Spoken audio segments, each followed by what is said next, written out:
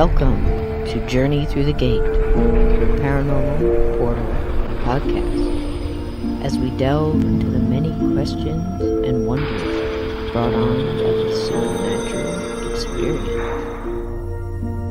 What's on the other side of the gate? Let's find out together.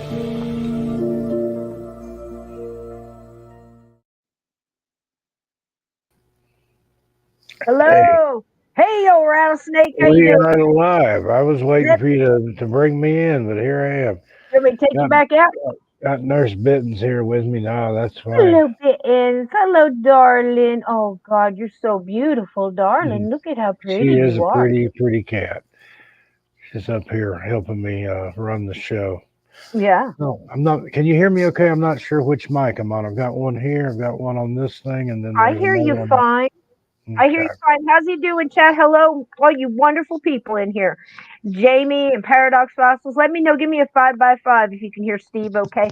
I was a little tinny, but I think it's okay for now. Again, I got a brand new microphone, Steve. I have to go and take my laptop. I'm redoing my setup in here. It's moving day for Sandy, so next time you That's see me, smart. it'll be different in here.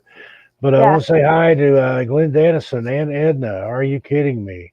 Ted, hi, Jamie, honey. Bobby McKinley, Uncommon And Ed, Belief 5x5. 21, Cats on Parade. Good to see you That's back. on parade. Hello, darling. And of course, lurking in the chat is my special Jamie. friend in Indiana, Tiger Lily. Hi to Hello, Tiger Tiger Lily. Lily.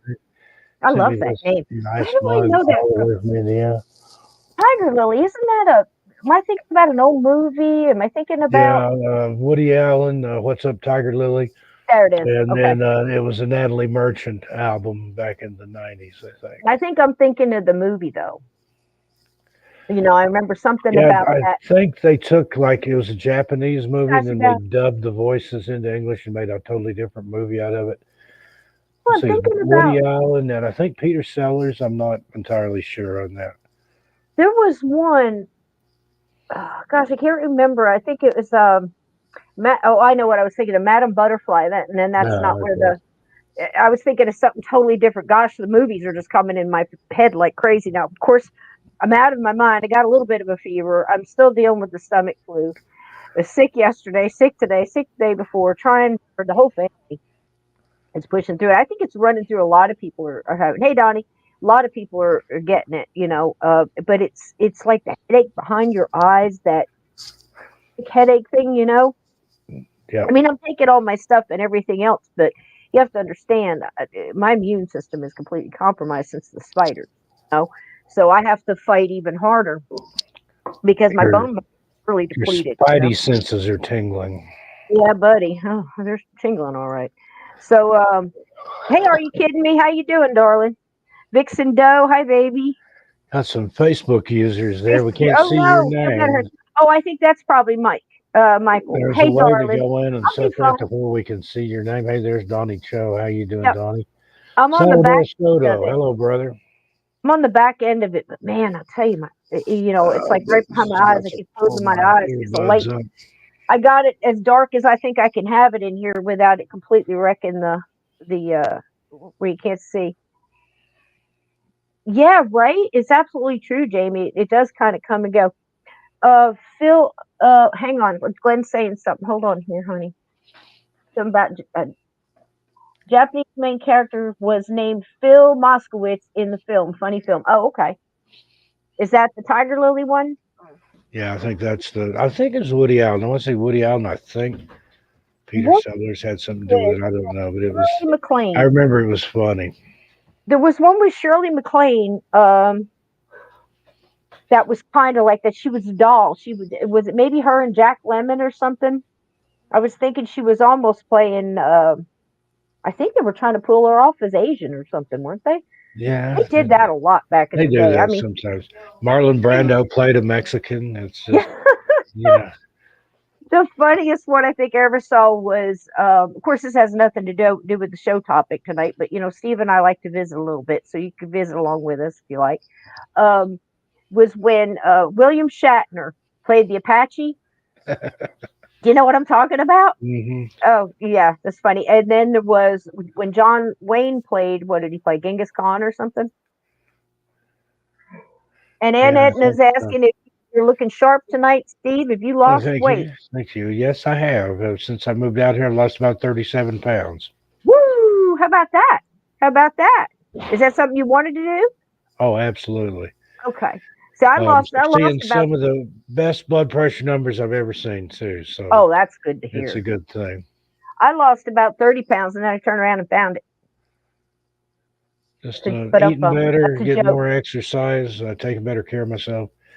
I was just kind of in a hole there in There it is. Oregon and stayed in the room. Yep, There John you go, Landis, Donnie. Gangstahs.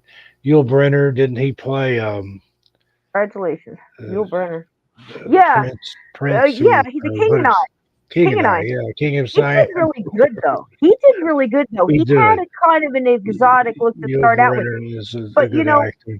if you want to And see I think something Telly funny, Savalas did some stuff like that. right? But if you want to see something funny, you look at Yul Brenner with hair. Yeah, You he just doesn't won't look like even. Yul Brenner. No, Same with Telly no. Savalas. I've seen pictures of him when he had hair, and it's just there's some of those guys that can just rock a bald head. Yep, yep. That's true. So what do we do? Mickey Rooney played as a. You know what he did, Blue? I do kind of remember that.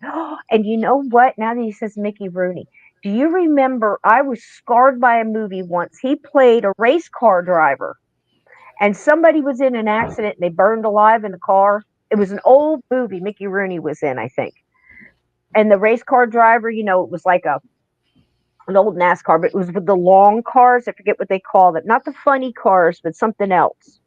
And it rolled and he burned Like alive. the dragsters, the top fuel dragsters, the Something like that.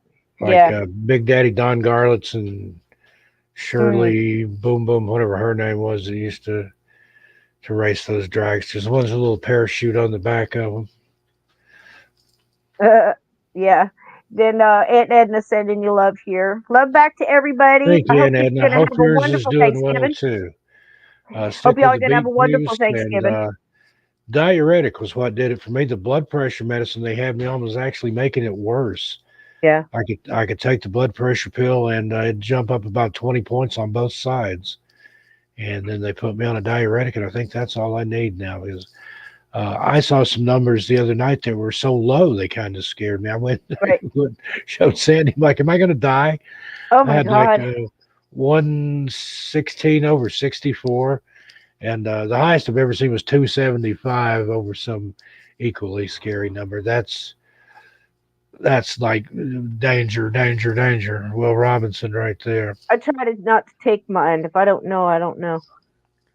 I know that sounds crazy, but every time Mario has come in here and taken my, because he has his little, all this stuff, and he took mine and he was like, it's absolutely perfect.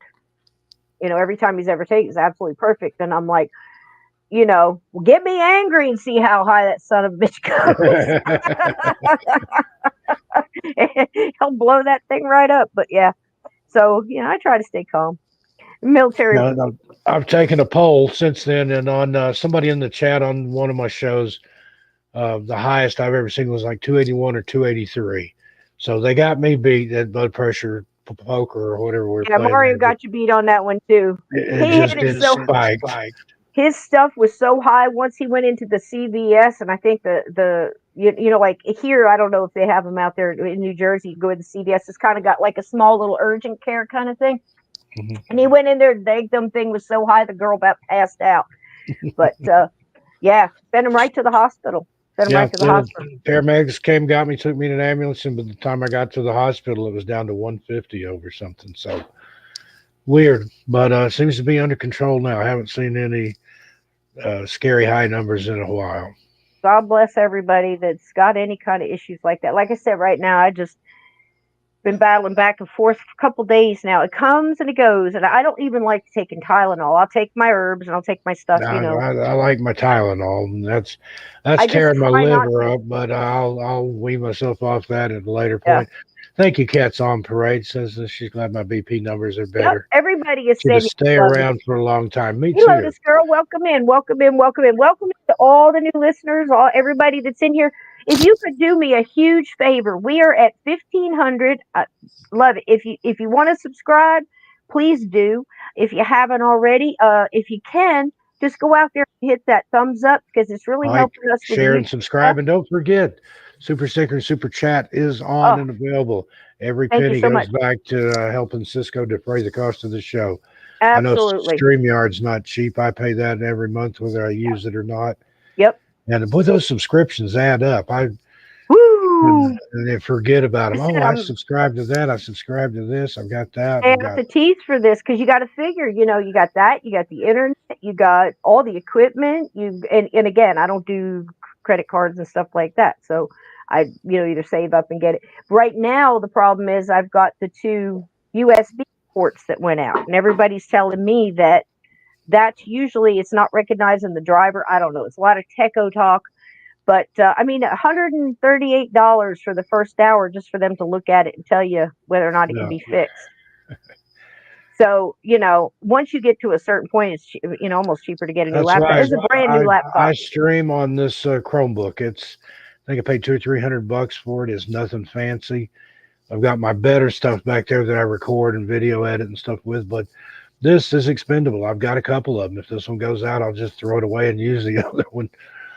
Well, But this is, like I said, it's brand new. But every time they do an update, like now tonight we're on Firefox because they updated Chrome, and now Chrome doesn't match with StreamYard, and it won't play videos. yeah, they're always monkeying with something. Yep. Thank you, Crossroads. Like a But fairy yeah, thank you, thank Cats you, on darling. Parade. I'd like to stay around as long as possible. I'm too old to die young, so gonna make the most of it. But honestly, if I'd known I was going to live this long, I would have taken better care of myself a long time ago. I never thought I'd get out of my 30s. I didn't think I'd get past 21, tell you the truth. That's God's honest truth. But God bless T. So here's to T. Here's to everybody. Here's to everybody out there. I'll just salute you with tea. And I just got here. some strong Look at black that. Look, coffee it's magic. Look at in that. my Indiana mug. Cisco disappeared. I'll have to make a video about her. Look at that. That's crazy. Crazy. But there you go. Kitten's doing great. They're in the room sleeping with Mario tonight. And That picture you sent me today was awesome. The one on its back, all sprawled out there, he was totally relaxed. they happy babies. They happy babies. I had to call their vet today. They got to go get their little the last December booster, whatever. And I'm telling them, I said, look, I got folders on these guys. I can't even believe it. But oh no, don't go missing. No, I'm right here, baby. I ain't going nowhere. There's some, I give me told a hug, somebody the Chris, other get me day, out of this if I chair. ever go missing, I'll make a video about myself. There you go. Oh, Steve Stockton was when I was last seen. I was walking into the woods. Don't bother looking for me. I don't want to be found. I'll tell you what, man. Those last videos you've come out with the, the portals and the hunters and all that. I find the hunters. Hey, there you And go, Ted hikers. Branston. Thank you, Oh, sir. oh my gosh, Ted. Oh, honey. 50 pounds. That's God bless better you, than baby. dollars. Oh, geez, Happy my heart. Thanksgiving there. I know Happy you guys Thanksgiving. don't celebrate Thanksgiving, but Oh, geez. Well, I'm thankful for this chat. And, last night I was saying that, thank you, darling, so much. You're so kind. Everybody here is just so nice. And I just appreciate there's a Michael. Hey, baby. Michael Laciata, the Welcome, man with the welcome. EVPs. Oh my gosh, Lindsay, Gray thank Wolf you so Lindsay. much. Oh, thank you, darling. We've got UK and we've got Canadians True in that are spirit, showing you bless up, them. Americans. Bless you, baby. And I was talking to, just so you know, Lindsay, I was talking to the Nature's Nutrition out here. We're trying to work on a solution. It's terrible that you can't take. It's cost so much to get stuff into Canada or Alaska or whatever. People have a hard time finding some stuff, and I'm sure they have stuff there that we can't get. I mean, vice versa. Oh yeah. But my main thing is just to get people out of pain. Oh my gosh, Jamie, thank you so much. Sweetheart. Thank you so much. I love you. Now the Jamie. Americans are catching up. So I love you, Jamie. Thank UK you so much. and Canada, and now God bless States y'all. represented. Y'all quit. You gonna make me cry. But yeah, I used to work with a guy in Oak Ridge, And I'll get a Tennessee. nauseous headache. There was some medication that was the only thing that worked for him. The only place he could get it was in Canada. Him and his friend, his neighbor, would drive him up to Canada a couple times a year, cross the border, and let him get his medication. You found one little jar was 90 because it's 28 here. Gray. If that means I love calling her. I don't know why I call you Gray, Lindsay, but I do. I just love you so much. So just know that I mean that with love when I say that. It's $28 a jar when I purchase it here. So I don't know if that helps you discern. We're talking about the CBD cream, and again, don't go crazy. Tell me about a lot of the CBD creams because I've tried a lot. This one is specific. It's called Hemp Fusion. Fusion. FUSION. I was gonna go somewhere else, but Unless they've you know, used some it alternate just spell. reminded me of this joke. One time I had this guy that was a real jerk, man. He just Hey, kept and pushing Edna, and thank you, pushing. sweetheart. Oh, and Edna, thank you, darling, so much. Oh, geez, you guys. I mean, you guys mean the world to me, and just seeing you come in here and be happy. Thank you kindly. I truly mean that from the bottom of That my heart. makes me wish I had a better show Mix and for you. Dove. Mix and Dove. Oh my gosh, Vixen, thank you so much for the super sticker. Thank you, But darling. Oh gosh, Michael yeah. Laciana says he's going to Vegas soon. We got some stories for you Ooh, tonight. we do have some stories, and I bet you I he'll get spent about EVPs like crazy. Thank you, spent guys. about 10 years there. I can give you some tips and some stuff to stay away from and a little bit of everything. Some places you definitely need to go check out though with your EVP recorder. Yeah, do you guys hook up? Do you guys are you on your guys on Messenger together, right? Yeah. Because you tell him a lot of places to go. Love bombs. Thank you so much, guys. You mean the world to me. I appreciate you so much. I mean, I don't know anybody else who could get me to come on here and do everything that I do for the show. And I'm, was sick as a dog. And, I said, you know what? I'm not going to, I try so hard not to cancel. If I do, I try to put up a mystery or something. We can look at it together. We've all been through so much together. And, I'm not going to leave you just hanging because I like you guys to come in here and be able to talk and visit and chat and, try to leave you guys with a good feeling, to get through the rest of your week and stuff and give other listeners something to listen to during the week and things like that. We have a lot of listeners who listen to us after the fact and then come back and talk to me about it and stuff. And, I don't like to let people down. Yeah, indeed. If you can't be here for the live, at least watch the replay. It's almost as much fun. I mean, there's nothing like being here live and being in the moment, but go back and watch those replays. Watch it 2 or 3 times. You might miss something. Yep, absolutely true. And it's also a nice place for people to come and visit. Big Cole, hi darling. Come in and visit. I look forward to this every week. And I've been looking so much into Lizzie Borden, and I really think that's going to be a longer thing. Thank you for what you sent me today, by the way, my Wasn't friend. that something there? That Woo! What a there's treasure trove. everything in there, and you go in Treasure trove. where the documents and the videos and the pictures and all that is. There's Right. all you could ever want to know about Lizzie Borden there. And So I've much. been in that house. Now I haven't spent the night there. They didn't offer that at the time I was there. And it feels off, but the one that really got me is the Velisca axe murder house. You couldn't pay me to Oh, spend the night in you that couldn't one. pay me to go in there. I went in it and didn't even. Yeah, I got to get out of here.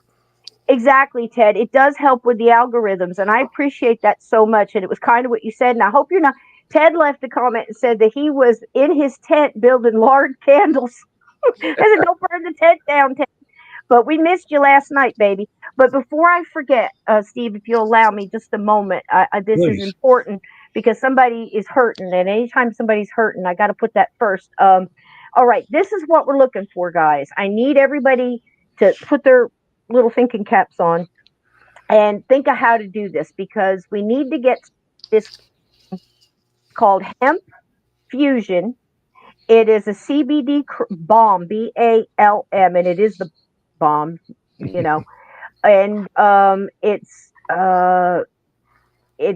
See if they by have it hemp. out here. I'm sure they It's had it by in Hemp Oregon, and Fusion. I think everything's what I'm going to do illegal out is here get it too. for here and mail it. But if I don't understand what do you call it when you can't send certain things over? What is it, customs? I don't understand the rules there. Whether or not something like that, I could mail that to you. So can Hemp somebody give me that fusion information? pain relief cream. That hemp fusion's all one It's word. it's a white jar and it's got like gold print and it says Hemp Fusion is the brand name and it's called CBD cream. But it has 45 or 45 whatever milligrams of the CBD and 45 of these things, the tannins or something. And the guy told me that this is so important. It is the best pain relief cream I have ever used. And along with the claw, has literally saved me to be able to work. I wouldn't be able to do it without it. And anybody who's ever tried it, one time on like a sciatic or a pulled muscle, or you pull your neck out sleeping wrong, you know how like you could do that, whatever. It's like one time and done. So it would help so much. Um, and I know what that's like to have your hands and you work with your hands and you're creative, or even just opening a jar or a doorknob. I mean, it's so painful, and gosh, if we could figure out a way. I just don't understand customs and why this company itself can't mail it. So I'm going to I go ahead and sent you a link there, Cisco in Messenger. See if that's the right stuff. check real quick. And Washington State, yeah, thank you. But again, like I said, I don't understand the customs. If it's something, that's not it. But it is the right company, Hemp Fusion. Okay. So it's just CBD balm, BALM, and I'll see if they have it here. I've sent her pictures. She knows what she's looking for. Yeah. Okay. Here's the balm. Can't even do cards right now. There's a pain relief balm and a sports pain relief balm. Yeah, and it's But if you look around on that site, I'll talk to you after the show. I right. think I We got to found figure out how to get it to her. interesting on there. Yeah, I may I have an just answer don't want for it you. to sit on some, in some shipping container or something for a couple of Yeah, months. because they can confiscate things that you're Yeah, not supposed to send, and right. And I don't know the laws. I'll talk to you after I the don't. show. Yeah, I don't understand any of that, but it seems to me we ought to be able to get her some. And she's already got the other good stuff. And she's working on, more and more on that. And I've always had really good with that. So we'll get you, baby. We're on it, and that's just ridiculous, $90. But it's nuts. I just don't understand it. But things are getting crazy all over, so that's for sure. But Well, it we're costs on to it, ship baby. international, even like my books and things, to Yeah, send them even to Canada or the UK. It right. costs a fortune. It costs more in shipping than people pay for the signed books. So, uh, Oh, okay. don't understand that. Says her son has a PO box in New York, so that There might you work. go. Yeah, Know a if you lot could of do the Canadians that do that have a PO box across the border where they can have stuff shipped and just go pick it up. And same, I think it was like Netflix or oh, something like that. One time, you had to have a U.S. billing address, so a lot of people would get a PO box in it the states and just use that for their billing address. it is a paradox, but we're talking about Canada, and I wasn't sure about Canada. I mean, I like, again, I'm not going to say I know something if I don't. If I don't know, I'll tell you I don't know crap about customs and shipping stuff out there. I mean, shoot, I'm not even going to tell you some of the stuff I've shipped in the mail and Yeah, found out. I you would could probably take it shouldn't out have of done the that. jar that it comes in, put it in a Merrill Oh, Norman cold cream jar or something like you know what? Not a bad idea. Not a Not bad that I idea. would advocate doing anything No, of that no, nature, we're not but saying that. We're not saying somebody that. might do something like that. Ain't none of my business. Yep. I don't. What are you talking about, Steve? I don't know what you're talking about. That's funny. But again, thank you guys so much for the kind donations. It really does help so much. I mean, everybody's got it hard right now, and this means the world to me to be able to do this. And, this is pretty much the only thing that I put stuff into to do this.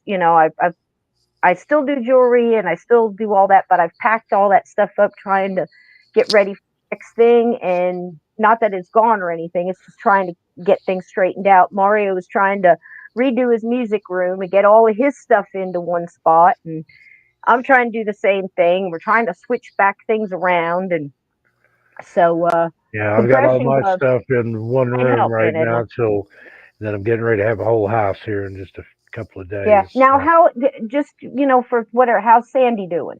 She's doing good. Okay. She's hanging in there. She's anxious to get in that nice new house down there in Albuquerque. It's a show Wow. place. It's got an indoor pool. Oh, I wonderful. forget how many thousand square feet. It's landscaped. It's It's gorgeous. It's an estate. That's wonderful. I think it's wonderful. And God bless her, and happy travels to her. And what now she's leaving when? Will she be Um, there for Thanksgiving or what? What's no, going on? no, we're she's taking the moving trucks out here now. They're packing it up today. She leaves out in the morning, and then I'll think they'll be back probably this weekend after Thanksgiving to get another load. But no, there's So no they'll be Thanksgiving together. celebration here, but they'll be together. Yeah, They'll be together. Okay, yeah. good. I Okay. don't eat turkey anyway because it can play with my gout, and if you've ever had gout, you know that you don't want to do You don't want anything it. that'll it's like a toothache in your joint or worse. So I'll have a hamburger or something. Well, there lots of chat sending her love. Love to Sandy. Make sure she gets that. And somebody was asking something here. I got my glasses cleaned off tonight so I could see the chat. Tennille. Okay. I just want to make sure I wasn't losing nothing. Yes, Steve has been really paying a lot of attention to his beard lately. Love the hat, the whole thing. Loving the whole thing. Yeah, I I went love on with the your Bigfoot trim. Michigan Rob, and somebody commented epic beard. I never thought of it as epic, but it was bigger when I had the whole thing grown out, and it was really bushy. Now it's getting shaggy again. I shaved it off Halloween Day on the sides, but it's thinned it out a little bit. But Yeah. you remember about a year ago though, I had my hair was way down on my shoulders and had the whole beard, had the whole hillbilly wizard thing going on. So clean up pretty nice. But yeah, there for Yep. a minute it looked like I had a big black beard when the cat was Yep. in my face. She's over there on the couch now, I think. Yeah. They're something, aren't they? I'll tell you, mine follow me around, and it's absolutely wonderful. I look down and they're sleeping on my feet, and I'm trying to, And every time you go in the kitchen, they think it's time to eat, and I'm Oh like, yeah, no. and Mulder's the same way. He would eat until he popped. Oh my gosh! He's And always hungry, always wants treats, and they he got likes three different cat things to food choose and from cat all day treats. And, long. But they uh, like the canned the mashy stuff, yeah, Glenn But Dennison. Yeah, they used to call gout the disease of kings. He used to think of the King Henry or somebody because they sitting ate well. around with his foot up on a pillow. Oh my gout!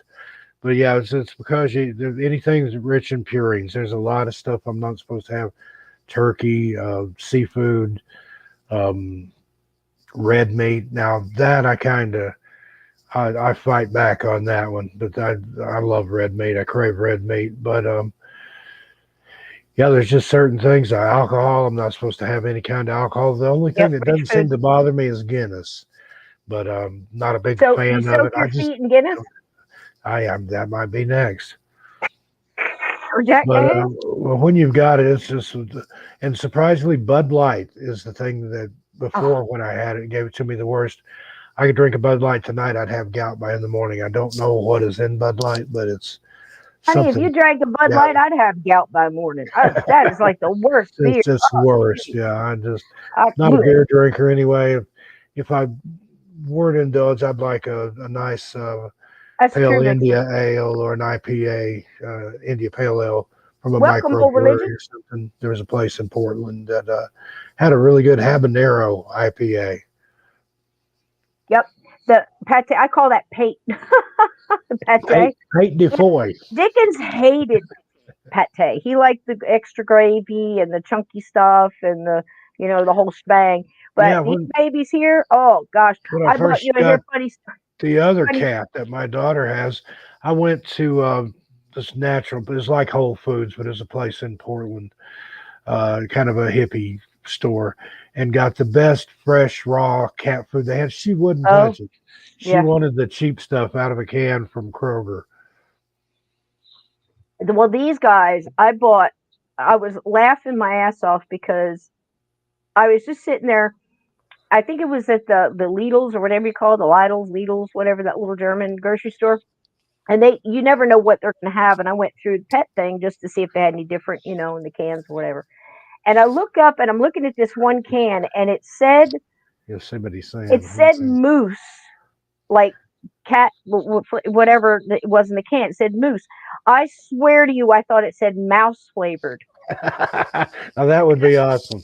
I'm looking at it. I'm going, does that say mouse flavored? And then I got real close up to it and saw it, and I just No, busted out laughing. And the manager of the and store was standing next to me, and he goes, I thought that too. And we just both had a nice little I laugh think over they ought that to come out with a butt flavored cat treat. They seem to like that.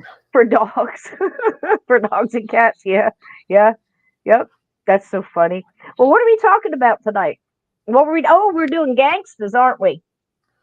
We're doing Yeah, we're gonna. haunted Las Vegas. Steve's going to tell us some things. Steve knew that I didn't have a lot of time being sick to prepare an awful lot, because again, these shows take some time. Ask Steve how long it takes to edit one of those videos or read one of those stories and get it all through, or to No, try to research a subject and do it all by yourself. just the audio to narrate and edit. 30 minutes of audio takes about 6 hours. Those Halloween grab bags that I did, I think one of them worked on it 19 hours straight. And that was already done videos that I just had to clip together. So Yeah, it does take an awful lot of and time. I that's didn't just have a the lot of time. audio. Then if you get into the Yeah. stock footage and trying to match the shots, and yeah, it Oh, can take a geez. day or two. That's why I have Yeah. video and audio editors too. That was one That four way, I hour. just talk into the microphone. That's what I Uh-huh. do. And It after takes a that, long time. none of my business. I have been researching the Lizzie Borden case now for about, as soon as I get done researching one case, I have to replace it with another. Because while I work, keep this in mind. And please, if you take offense to this, understand understand the words I'm saying. I work in a very closed spot with a lot of women holding sharp objects. Okay. So what I do to keep my sanity, and I mean what I say there, because that can get a little crazy. I listen to audiobooks or I research while because that keeps me in that vibration where I can be creative and I can, because I'm making stuff like crazy. I must have, for Veterans Day, I can't tell you how many wreaths I made in one day. These big red, white, and blue wreaths and stuff for all the memorials, for the American Legion, for the, you name it, they ordered it from us, all local. And I sit there and I can pump out stuff like crazy, but I get in the zone, and that helps me stay in the zone. And I'm listening to like all these horrible things, like, like the Lizzie Borden axe murders, or the Jeffrey McDonald case, or Amityville, or whatever it may be, Chicago Gangsters, whatever it may be. So, I'm sitting there. Yeah, I get it, and just, But anyway, so I listen to that, and everybody's like, "How do you get so much done?" It's like I'm not paying attention to anything else that's going on around me. I'm just working, and that's how I make jewelry. That's what I do when I'm crafting, or whatever that may be, or for furniture, whatever I'm doing, and it keeps me sane. But I am extremely lucky to be able to research or listen to audiobooks or whatever while I'm working. And I really absorb it better that way because I'm getting in, but I'm also doing other stuff. So I might do a research subject for like 2 months. So this Lizzie Borden is going to be long, and if you want in on that, Steve, I'd love to have your take on it as well, because there's so much. And the thing with the Lizzie Borden case is there's only so many facts, and then there's a lot of rumor, and then somebody will drop a rumor in a book, and then the next book that's written is based on that rumor, and it just keeps growing like a game of Yeah, telephone. it's It's hard. occluded, very Yeah. occluded at this point as to what really happened and when and why and how, and so many viable theories. I mean, there's some good theories Oh, out there, Vixen, thank you, but darling. a lot of conjecture. It's an interesting case. We'll never know the full truth on it, I don't think, but it's fun to think about, sort of. Who's drinking out of the toilet, Glenn? What's happening? I don't suggest you do that. I don't know who's drinking out of the toilet. I've lost. It's gone up. The chat's moving so fast. It's gone up. That Vixen Doe. That's very sweet of you. Thank you so much. And I'm not. The only thing I would apologize for is, I'm fine with apologizing for stuff that I do that's wrong. I'll be the first one. I'll be the first one to tell you. If I don't know, I don't know. Steve has known me a long time. He knows this. This is why we're such good buddies. But I just don't want people to think that I mean that being in a room with a lot of women with sharp objects is a hard thing. It Could can be get crazy. potentially hazardous. Yeah, I can see that. Totally understand. you know, and I really have a hard time listening to, like, if you have somebody that's got a personality that they have like an issue and they don't want to do anything to fix the issue. They just want to keep complaining about having the issue. I have an issue with that. You know, it's like, are you asking me my advice or you just want to, you know, because if you're asking me my advice, or I don't know, you know, what you can do, but I think you might want to fix that. Some people don't want to fix things. They just want to, you know, be caught up in that chaotic, whatever that may be. And again, that's none of my business. I try to stay out of people's business, especially if I work with you. I like, you know, just try to keep that vibration as high as possible and be able to help people with the funerals and things like that. Cause that's hard when a family has to come in and do all that kind of stuff, you know? And, it's just, it's hard to keep that vibration up, if you know what I mean. And the Yeah. whole time I'm just trying to learn something at the And same time. I've worked in a hostile work environment. It's hard to get anything done when people don't talk to each other, they don't laugh, they don't look at each other. It's just that's the worst. Happens all the time, Blue. I'm kidding you not, man. There's actually stories. But again, you know, and I'm not a slave to fashion, if you couldn't tell. You know what I mean? I've never have been. I mean, I don't know how women do that, man. I watched my mom have to come up with outfits to go work in the office. You know, that's back in the day when you're still wearing high heels and stockings and pantyhose and all this other stuff, and have to get yourself all dressed up because you're presenting yourself as a, you know, a business, you know, person or something like that. And I tried that once. And I'm like, I'm more of a, give me a uniform, you know. And I have actually, this is how bad I am. I've actually gone in to get certain jobs or whatever and saw what people had to wear and walked out. I'm like, I ain't wearing that. There's no way. I ain't wearing that. I'll do some crappy jobs, but I won't wear a crappy uniform unless you want to call it an army uniform. But I was proud to wear that, still am. So there's that. So I guess we should probably get on to our subject, darling. Yeah, I think so. We shot the breeze here a little bit and just Oh, welcomed everybody I in. could shoot the breeze Cat's with on you all night parade. long. Bitten says hi. She's, her little feet are cold. That's why she's up here. The heat's I been know. off Are you today kidding because me? all Gosh, the it's doors hard. have been opened with people But look how tearing stuff beautiful you out. are. Are you kidding me? I can So see you pulling that off. got the fireplace on here behind me. I don't know if you can see it or not, It's a but beautiful fireplace. I'm so glad you have that. How Mr. cold Mulder's is down it? here. It was I think 15 this morning when I got up. What?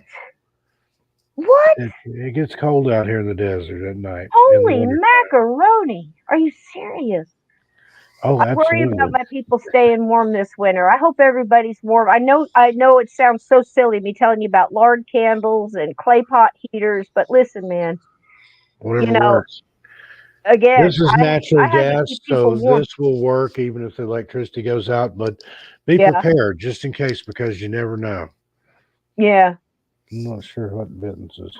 Now I wonder, do people, if you do a Zoom call and you got to get dressed up, Tad, um, do they get dressed up just from like the waist up, or do they put on the whole shebang with the heels and everything else? I wonder. I went on coast to coast in my boxer shorts. Really? That wasn't a Zoom call; it That's was the just title of a book. audio. But That's the title of a book. Did you tell with George? Don't get me yeah, started on. I Don't get me didn't tell started on George. George. I was just wearing my boxer shorts. But Oh my God, from the waist up only. Yeah, that's funny. You know, but I have nothing but huge respect for women that can do that, because I've done it myself. I mean, I guess I'm lying, because when I was cocktailing and stuff, I had to dress up every single day.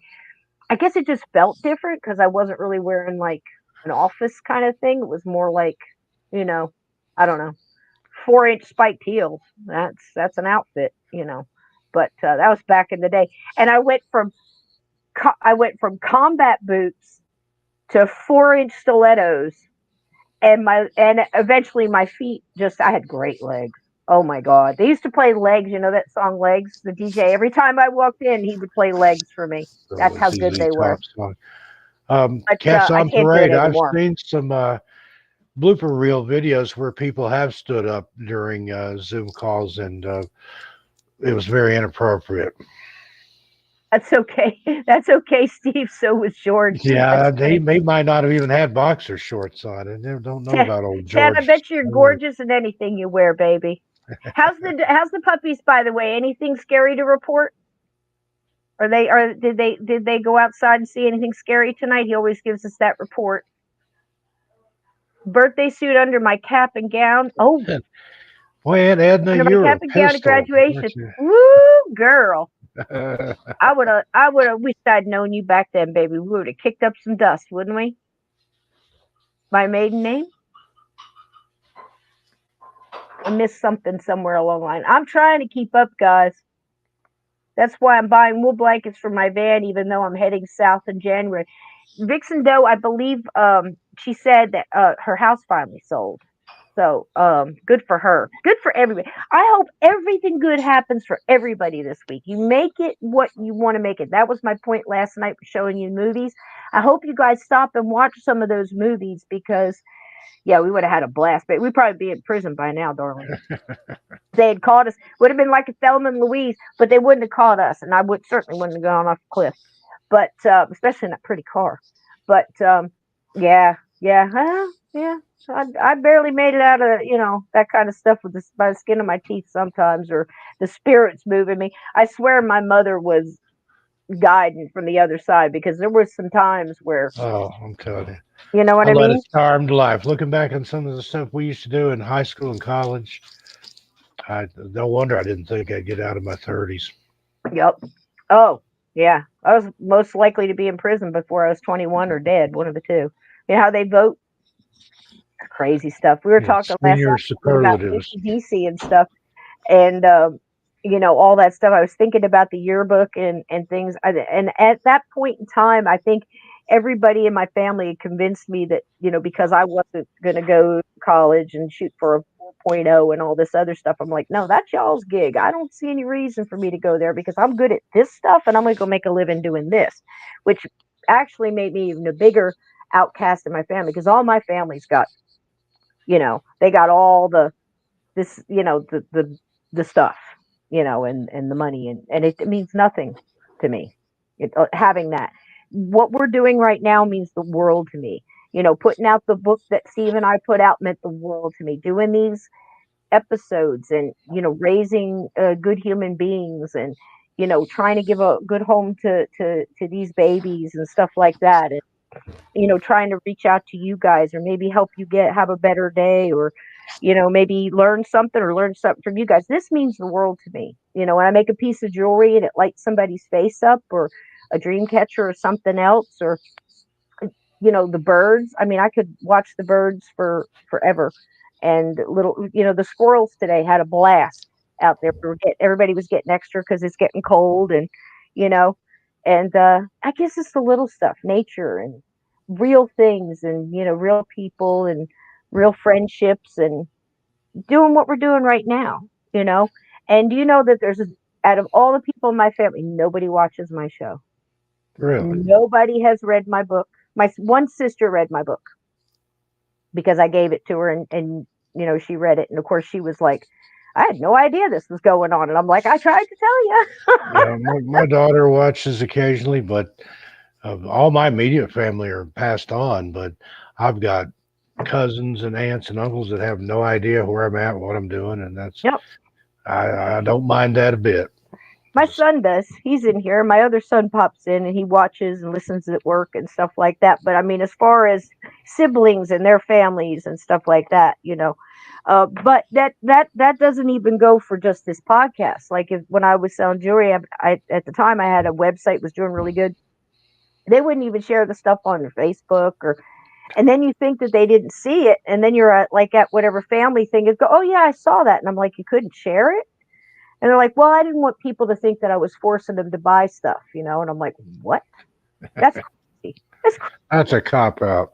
You bet it is. It's just odd because they wouldn't think anything would go into a meeting and pushing somebody to, get a contract or this or, you know what I mean? Like I'm Say trying to life teach kids insurance or here. Herbalife or Yeah.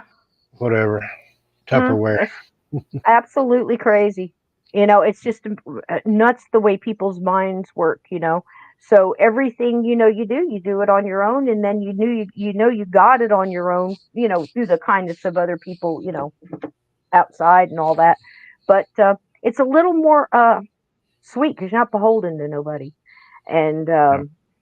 I think that's a good life lesson. You got to do your own thing, and but if you're going to do your own thing, you got to do it with gusto. Andrew, hi, sweetheart. How you doing? Oh, here we go. Andrew's starting us off. Bugsy Yeah, gotta Siegel. kick it off. Let's see what's happening here. Hold on. Laundering money from the Flamingo Hotel, even though he was responsible for the Flamingo Hotel back then. That's true. Yep, That is he somewhat true. built the Flamingo Hotel, and And at he that owed point, a lot of people money, and the and people were real dangerous. He owed money to, and yeah, well, his construction of the Flamingo Hotel, that was the first one on the Strip. Without Bugsy Siegel, there might not be a Las Vegas Strip.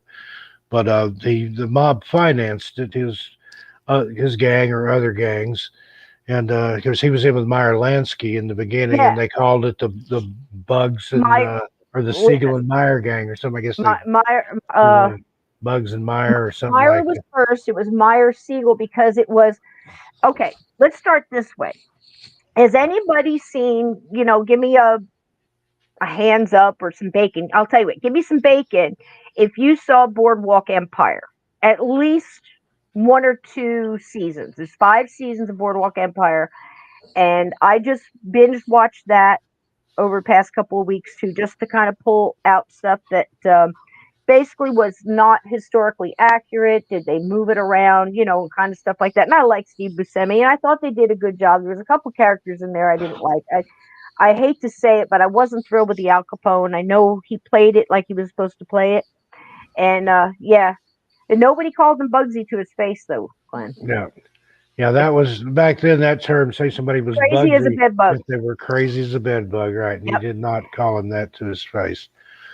But But yeah, he built the Flamingo, financed it with I think it was 1.2 million in mob money, but construction overruns and overcosts, and probably padding his own pockets there. It balloons over 6 million, so they weren't real happy about that. But again, prior to the Flamingo, everything that was in Vegas was downtown. What they call downtown there on can't think of the name of the street now. The where they have the light show over the top of it. That was Vegas, and then he started the Vegas Strip with the Flamingo, and just mob money, laundered money. He was into all kinds of things, borrowed a and lot of stuff, and Meyer Lansky really tried to warn him. And I got to tell you something. One thing about Boardwalk Empire, I did like the Fremont way Street was what I was trying to think Meyer of. Meyer Lansky was portrayed. I thought they did a really good job. I thought the guy who played Lucky Luciano did a good acting job in the way he carried himself, and it seemed like it was very much like the character. The whole um, Nucky Thompson, that whole thing was just so off the rails because none of that really happened yet, other than the fact that he was in charge of, he was bootlegger and he was, in charge of, it was Yeah, all of Atlantic City, but it was all kind of like based around him. And it's like you notice that the way things went down, I think the one that actually kind of, like I said, I wasn't real thrilled with the Al character because I thought he was played a little too crazy. And I know Al was nuts toward the end, but it's almost like the same thing as the first Shining, where Jack Nicholson was just a little bit too nuts yeah, from the get, and that's why Stephen King didn't like it because it was supposed to be a gradual decline of the character, if you know what I'm saying. oh yeah, So, this that was the thing for me, but it was also the timelines. I mean, they didn't even have St. Valentine's Massacre in it. He never went to Florida. Different things. So it's not a historically accurate series. It was entertainment based on fact, kind of. You know. But what I did like too was at the end of it, it kind of leaned a little bit into Bugsy was just coming in. He was just coming in with Lucky Luciano and Meyer Lansky, and he was a little bit of that loose cannon guy, you know, and that was played well, I thought. And what Steve is talking about is Now it got Luciano kind of separated from Meyer, and Bugs and Meyer kind of got together, and he kind of took over Bugs a little bit, and then he got out there to Las Vegas, and that's when he started going a little bit too crazy. Now let me ask you this, Steve. You know how you see the Mo Green? Is that an actual character? I know nothing about this guy. Is that something that was made up for like a Goodfellas, or is the Mo Green character in not Goodfellas, a Godfather? Is he based on I think Bugsy, he's or is he an based actual on. character? I think he's based on a conglomeration there of several characters put Yeah. together. But now, what Hey, darling. Andrew and Gnomes is talking about there, Frank Lefty Rosenthal from Casino, yeah, that's a true story. And in fact, Tony, the ant Okay. Spilantro, who they found him and his brother buried in a cornfield in Indiana. There you go, Tiger Lily. Go look in the cornfield. Um, that all really happened. And in fact, when I was out there, now Mo Green may be a real person, but I Yeah, I'm don't not know. 100% sure. But I think they added some stuff to it.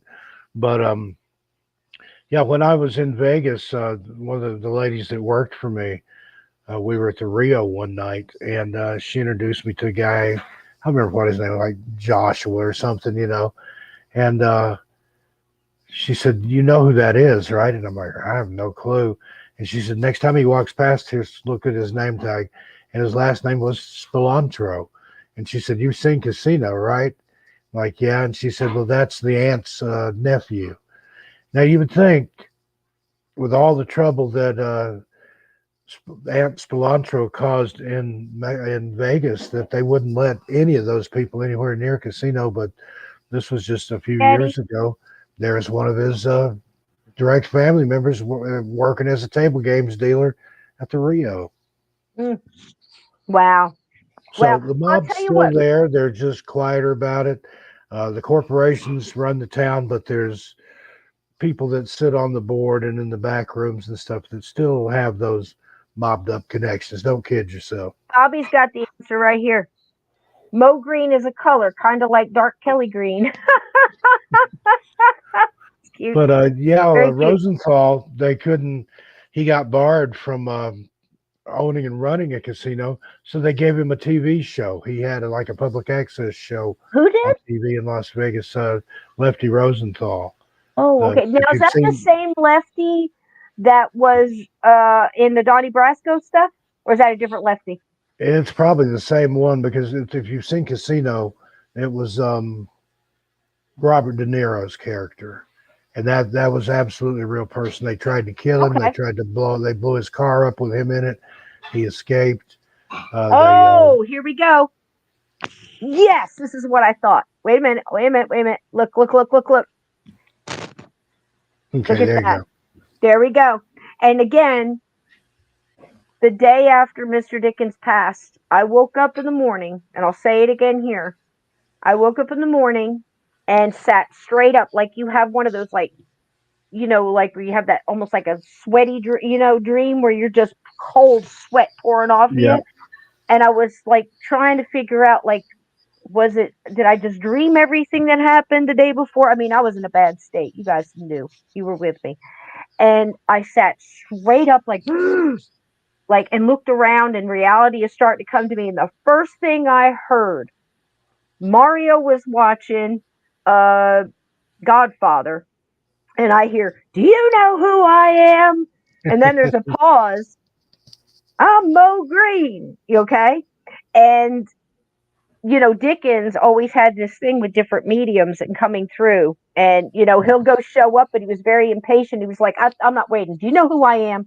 You know, and it was just, I think, I'm darn sure it was a message from him. There's just no two ways about it. Now, And Andrew yes, Nome's animals can do trucking that. there, talking about Penn and Teller. They did. I don't know if it's still there, but they had their own theater at the Rio. It was the Penn and Teller Theater.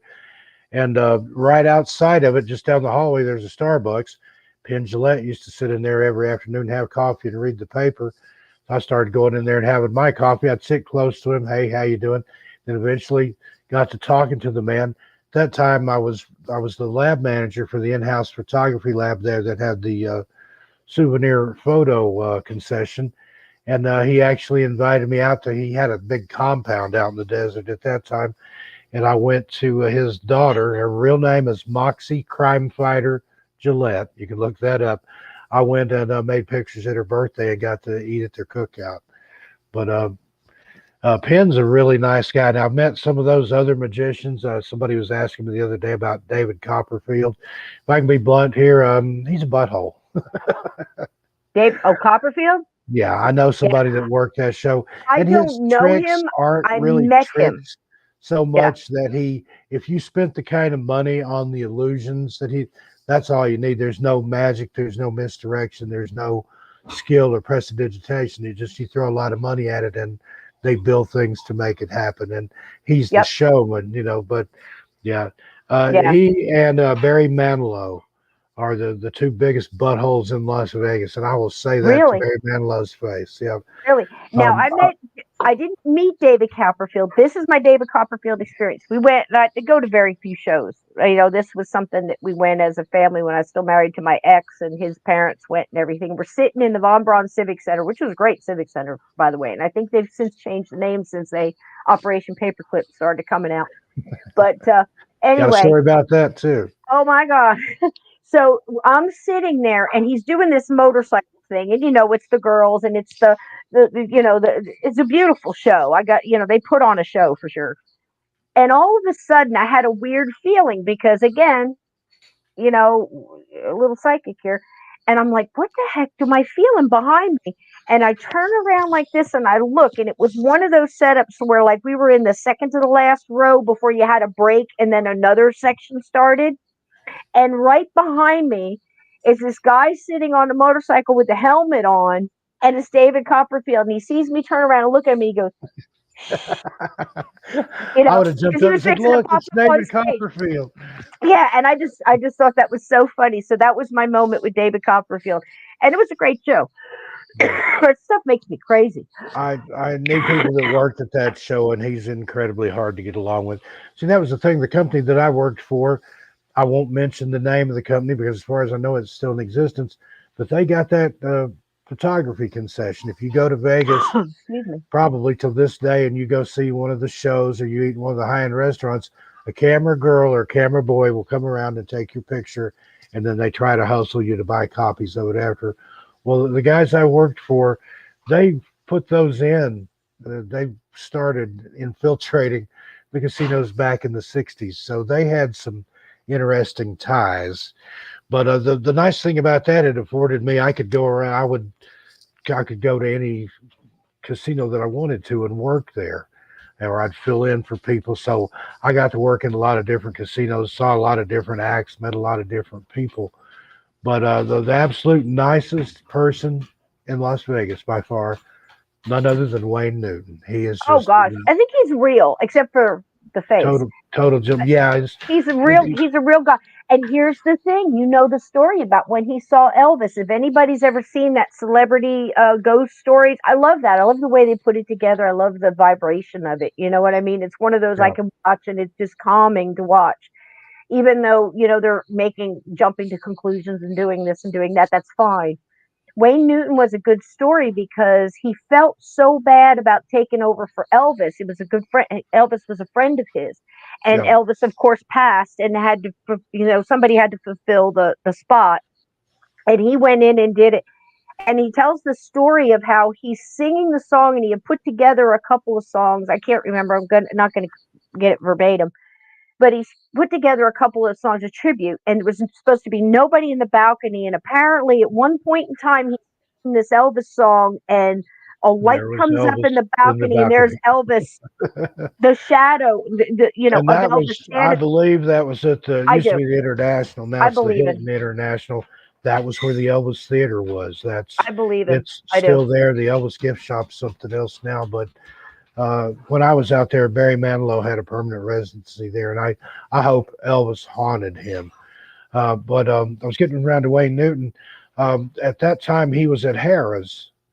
I think it was Harrah's, because he's played every place out there at one time or another. And I think I was at Harrah's when he was there. Whatever hotel he was at, I was there.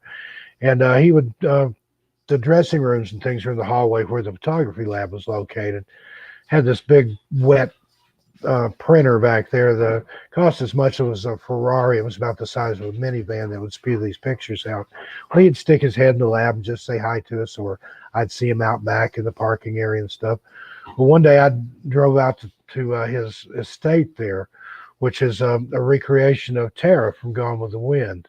He calls it Shenandoah. Looks like he stole the pearly gates from heaven and put up out there. It's really, really ornate. Well, I was out there taking pictures of his horses. For those of you that don't know him, he raises some real nice thoroughbred horse flesh there. I'm taking pictures of his horses over the little brick fence there, and all of a sudden I see this black SUV come tearing down the driveway. I thought, oh man, they'll run me out of here, because I wasn't on the property, but I was right up on the fence. Guy gets down there, it's Wayne Newton, and he's like, hey, I know you from Harrah's or whatever. And he actually invited me to come back, take pictures of his horses, and he's got everything. He's got a penguin enclosure in there. Oh my gosh. Habitat. He's got a penguin habitat, he's got llamas, he's got all these animals. But I actually went in, took pictures of his horses, and then made big prints, 11 by 17 prints, and gave them to him. But yeah, he said he makes more money with those horses than he does with the entertaining. But he's just a very nice guy. Somewhere I've got a necklace he gave me. It's sterling silver eagle with its wings spread. And I thought, wow, Wayne Newton gave me this. And then later what I found out was he orders those by the case, and anybody that visits his home gets one of these special necklaces. So I've got one, but yeah, he's a nice guy. He's had a lot of work done. Like you said, the very first time I saw him up close, your first impression is to scream. I mean, he can't not smile. Everything's pulled back so tight. It scares the crap out of me when people do that. But he is just the most the big lips congenial person that exists. I got to tell you why Barry Manilow gets the opposite of that. Said he had a residency there at the Hilton International when I was working there, and he was coming down the hallway backstage with his little entourage, and there was a porter back there. And this is the guy that like sweeps up stuff and empties the ashtrays, just a very menial job. And then the gentleman with special needs, and they're passing by, and the guy goes, "Hi, Barry." And Barry doesn't even look at him, but turns to one of the guys he was with and said, "I want that guy out of here." But Vegas is a union town. They couldn't fire the guy, so they just moved him to another part of the casino. But I thought, that's some gall right there.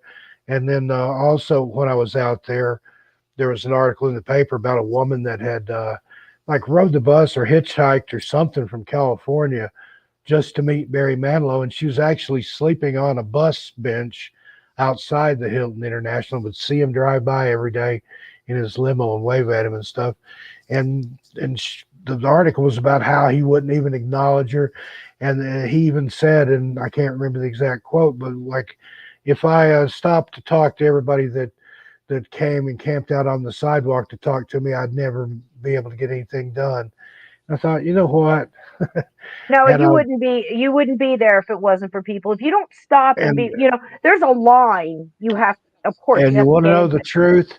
I would watch him open his show just about every night. I would stay in the theater after my photographers went back and watched the opening of the show. He lip syncs. Prove me wrong, Barry Manilow. He would be singing in Copacabana or whatever, and his microphone's way out here, and you can still hear him. And then he brings it back, and it didn't change. A lot of people do. I don't understand why it was so much with Milli Vanilli, because people have been doing that for years. I mean, watch American Bandstand. Watch American. The Beatles did it. Steven Tyler got called out a few years ago by the Black Crowes for using backing tracks. A lot of singers do it, especially these guys that are older and can't hit those high notes anymore. It's just, again, I never got the whole Milli Vanilli thing either.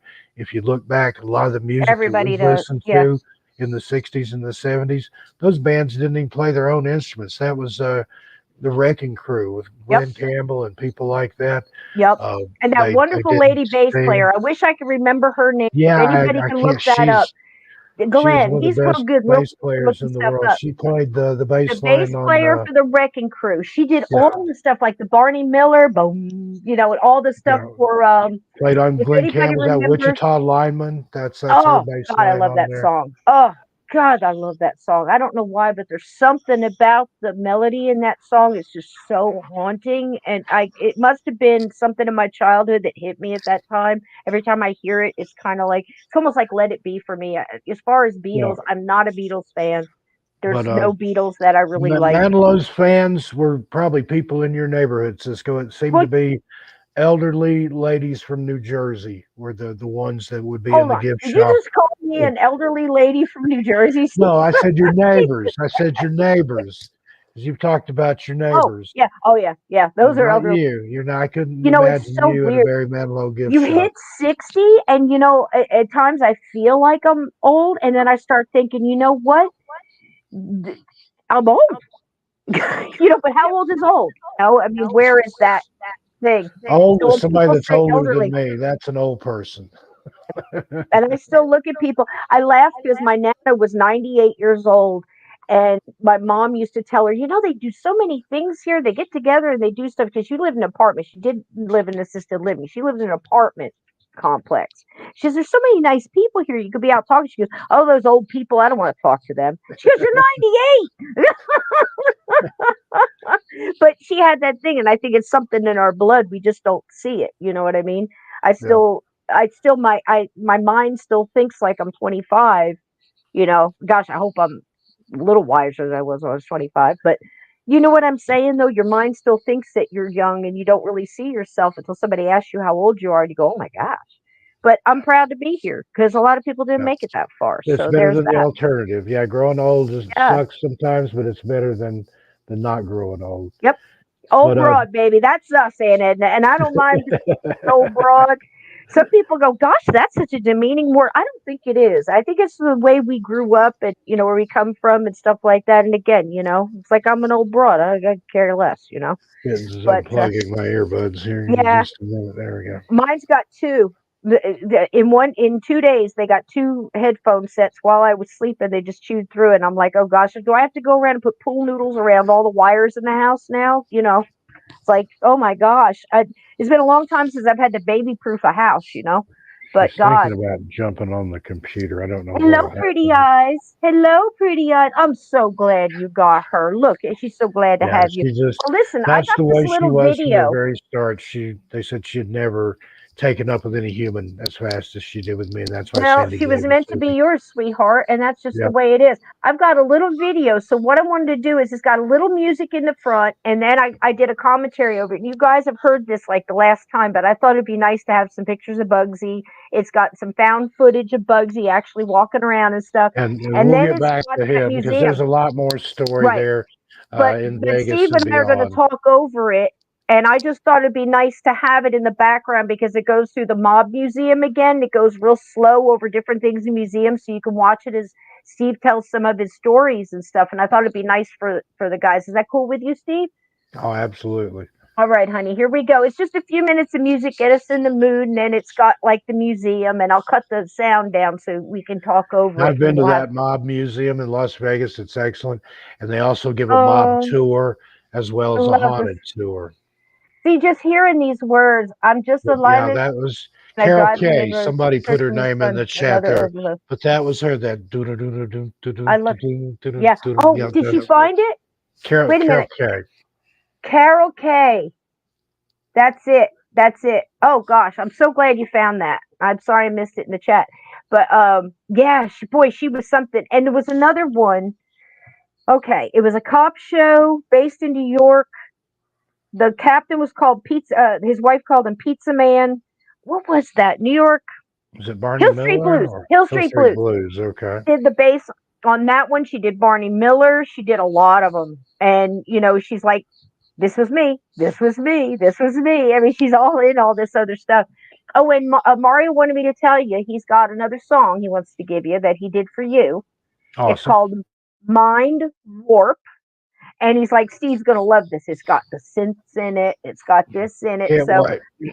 I'm going to send that one to you, too. I told him, keep And for writing. those of you that doesn't know, her husband Mario used to play in Bruce Springsteen's band. Yep.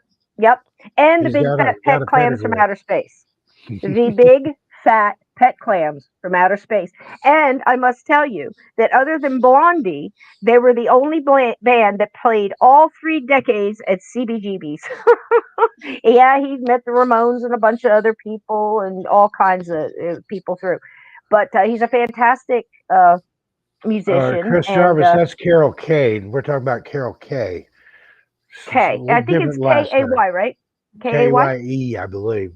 Hey, Davy Jones, thank you for your kind comments today, and you, Ted, too, also. There's Davy Jones. Yes, yeah. So, yeah, he's got, some great stories about the Springsteen. But, a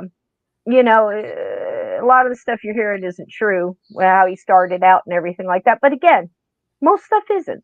It's like, is there anything that we hear that's really true? I think we should just tell the truth about, why are we making up so much stuff? Even when we have like a crazy story, like, what was it that I did a couple weeks ago that was just unbelievable?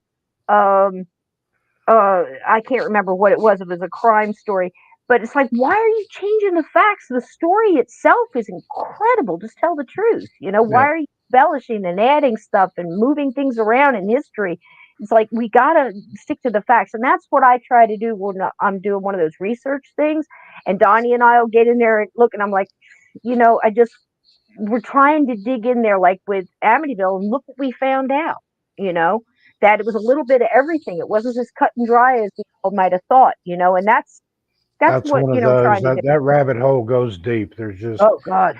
Amityville. There's so many different stories, and I think little pieces of it are all true, and then it just all kind of goes together. And there's such an urban legend around it too. With this Lizzie Borden is a big one of those. Yeah. This Lizzie Borden is a big one of those, and we're going to dig, and and it might be a little bit, like Lincoln. We dug from the beginning to the end of that and found some incredible things. Other than that, Mrs. Lincoln, did you enjoy the play? And I got to say, out of that whole thing, I think I misjudged Mary. Aside from that, what'd you think of Dallas, Mrs. Kennedy? Exactly. God, you wait till I get a hold of that one, boy. That one's going to be like an 8-parter. That's going to be a film. The Magic Bullet and LBJ and Oswald the Patsy and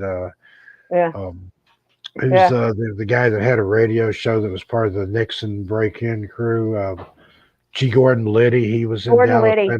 Supposedly he was one of the 3 tramps that they caught there. So that's a deep rabbit hole. It's so deep, and I've got stuff that I've known for years, and then come back and double checked it, and it was confirmed, and multiple. That's one that I've been on just about as long as I've been on the paranormal. And then even Meatloaf, Marvin the Day, God bless his heart.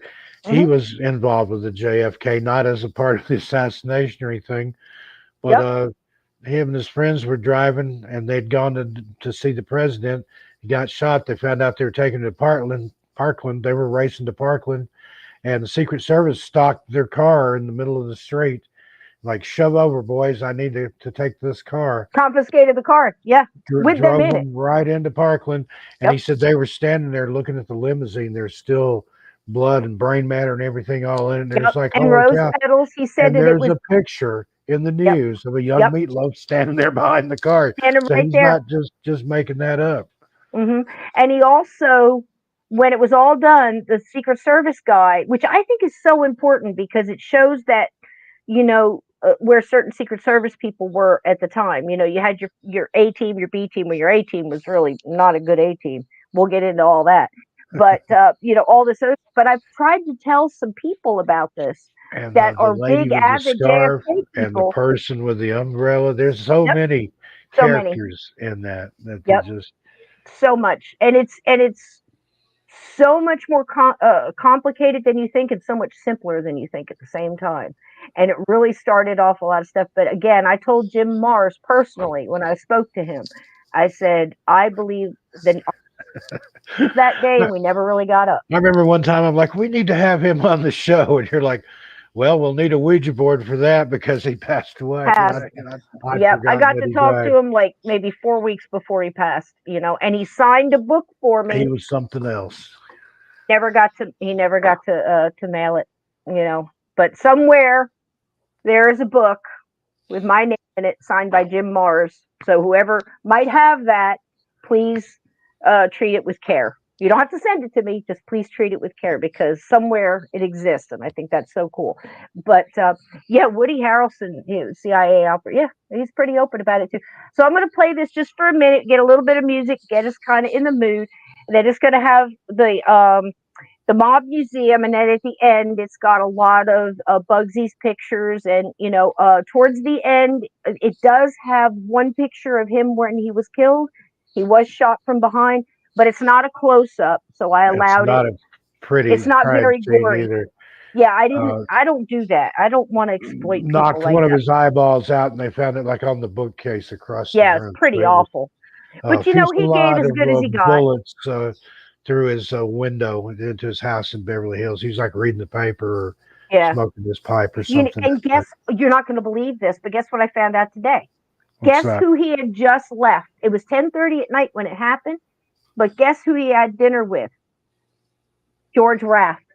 Oh, there you go. And you sent me that picture this morning. Remember? And I said, "Is that George Raft?" And then later on, I found out that that's who he was. And was he with. based his whole Yep. character, his mob character, from the original Scarface. I'm not talking about Al Pacino Scarface, but the original Scarface. It was about Capone. Raft based his character on Bugsy. AJK, there's so many people involved in that, honey. We'll get into it. Don't get me started, JFK, because it's so deep. It really has to be. This Move one around here. done delicately. I'm probably going to get out from on in a front race of board. this fireplace. The animals are enjoying it, but it's about to run me out of here. Burn your ass? Is it burning your baby? Is it toasting your buns? But Mulder's down here on his bed. The cats are over Mulder. here. So I'm going to let them have their fireplace. I'll just move over here a little bit. That music might be a little bit too. This is just a little bit, and then I'll cut the music off, and then we can talk over. And then we'll But talk you some got haunted visual. stuff in Vegas, including a Bugsy story. There it goes. And I'll tell you something. Not many people use those Tommy guns as much as you think. They jammed a lot. They really did. That's why you needed so many daggum bullets. Yeah, what was it that the BAR or something like that, Browning automatic rifle or something? That was Clyde's favorite. That was Clyde's favorite. Was the BAR, the Browning automatic rifle. And that was more preferred, believe it or not. But the Tommy guns were impressive looking and stuff like this. This is what Vegas looked when it first started out, and that was the guy who built it. That was the first club. So that's what's the modern day Fremont Street, the Strip. That didn't come along till Bugsy built the Flamingo. There's Bugsy. Yep, I agree 100%, Bobby. I'm right there with you, darling. So I just probably have a couple pictures there. Isn't that something? Look at that car. Now, see, Mario can tell me what that was. A lot of those places were those old motor court style hotels. When they built the Riviera, it was the biggest hotel on the Strip at the time, and it was only like 6 or 8 stories or something. But it's gone now. They imploded it. I have no desire to go here whatsoever. I don't know what it is. Maybe it's because when I read The Stand. But Eddie Fisher, my mama loved Eddie Fisher. Oh my gosh. Yep. There's the Rat Pack. I can't remember who that is. It's one of the guys. Look at his lip. There you go. There's Tony the Ant Splutzer that I was talking about. Yep. And I think my favorite out of all of them is Dean. He was the coolest guy. He was from Ohio. He was from Steubenville, Ohio. Frank was the dirtiest one. He had a black hand tattooed over his heart. He was kind of like an honorary mobster. Yeah, never, I liked him young. I liked him because he was dead set against racism and he tried to help kids out and stuff like that. And Margaret, boy, she's sex on a stick, isn't she? That girl right there, boy. Didn't John Wayne say you could tell if I'm dead by letting that woman dance on my coffin? If I don't get up, I'm good and dead. Now this is the Mob Museum here. This is what the chips and stuff look like, and this is like from the beginning to the end, and all that good stuff. But yeah, I've got no desire to go there. I think it's probably because of the feeling. Yeah, Dean Martin all the way. Yeah, he didn't drink all the time. He had that stuff. It was tea. Yeah, she is. And listen, Anne Margaret, quick story. Her husband, she was doing a show. Wasn't very long ago. I guess my sons were little when I listened to her audiobook. And she fell from a very high lift during one of her shows. And her husband, I can't remember whether her husband was a pilot and had a private plane or something along those lines. He was something along those lines. Well, she fell and crushed her face. And because of him, he got her on this private plane and took her to a hospital, flew her to a hospital that could fix her face and put her back together again. And you would never know what happened. Plastic surgery, when done correctly for restorative, is amazing. I can't believe both of my sons have had it due to accidents, and it's an amazing what they can do. But yeah, it was a terrible fall, face first. That's right, Aunt Edna. And just to listen to her speak about that is quite amazing. She's really something else. And she always felt this real close kinship with Elvis, like almost like they were twin Capone's flames. pistol. Yeah, they kind of had a little thing. Now Elvis had a lot of stuff Yeah. like that. He and Elvira had a little thing. She used to be a show Really? dancer or showgirl. I think it's at the Tropicana, one of those places. And her and Elvis had a little thing, and she claims it was because of him that she Yeah. became Elvira. That he told her, you're young and pretty now, but you need to figure out something to do when you get older. And that was how she supposedly came up with the idea to start doing Elvira. That and she took Vampira's Act and kind of Yeah. ran with it and changed it up a little bit. Her again. Tickles like crazy. Can you imagine being walked to the Magnum chair? I don't know. I don't know. Pulling that lever, man, that's got to be a tough deal. I don't think they do it like that anymore. I think you go in a room and I think there's still a few places that have the electric chair, but most of it's lethal injection now. no And kidding, that's my papa. It reminded me of was it South Park where he was like, "Damn it, Kitty, what the hell's wrong with you?" But yeah, so tell us, what is your favorite? Now, I've been looking into it a little bit, but I didn't dig too much because I know that you were there and you've got your own personal stories about it. But they say that the Luxor, I don't get it. While they say almost every hotel is haunted. Now I'm wondering, Steve, yeah, do well, you the think Luxor is that's because of cursed supposedly because they built the Sphinx facing the wrong way or something. oh, But really? there's Wow. been a lot of weird stuff go on at the Luxor. There's used to the inside the pyramid, it was all open in there, and they had a jumper from one of the upper floors that landed in the buffet. It was a prostitute who had contracted AIDS, and that was how she chose to end it all. And they cleaned it up and had the buffet reopened in 30 minutes. No, Isn't that awful? not really. But when I went You on know, the I haunted don't tour doubt in it much. Vegas, that's what the guy told us. I don't doubt it much. And I heard that one where she landed right in that's, I don't know. I was wondering if it's like it's out in the middle of the desert, because obviously stuff's going on there, but not as much as it would be like in the woods near the water, because that's where most, people tend to set up camp or be, where there's food and sustenance.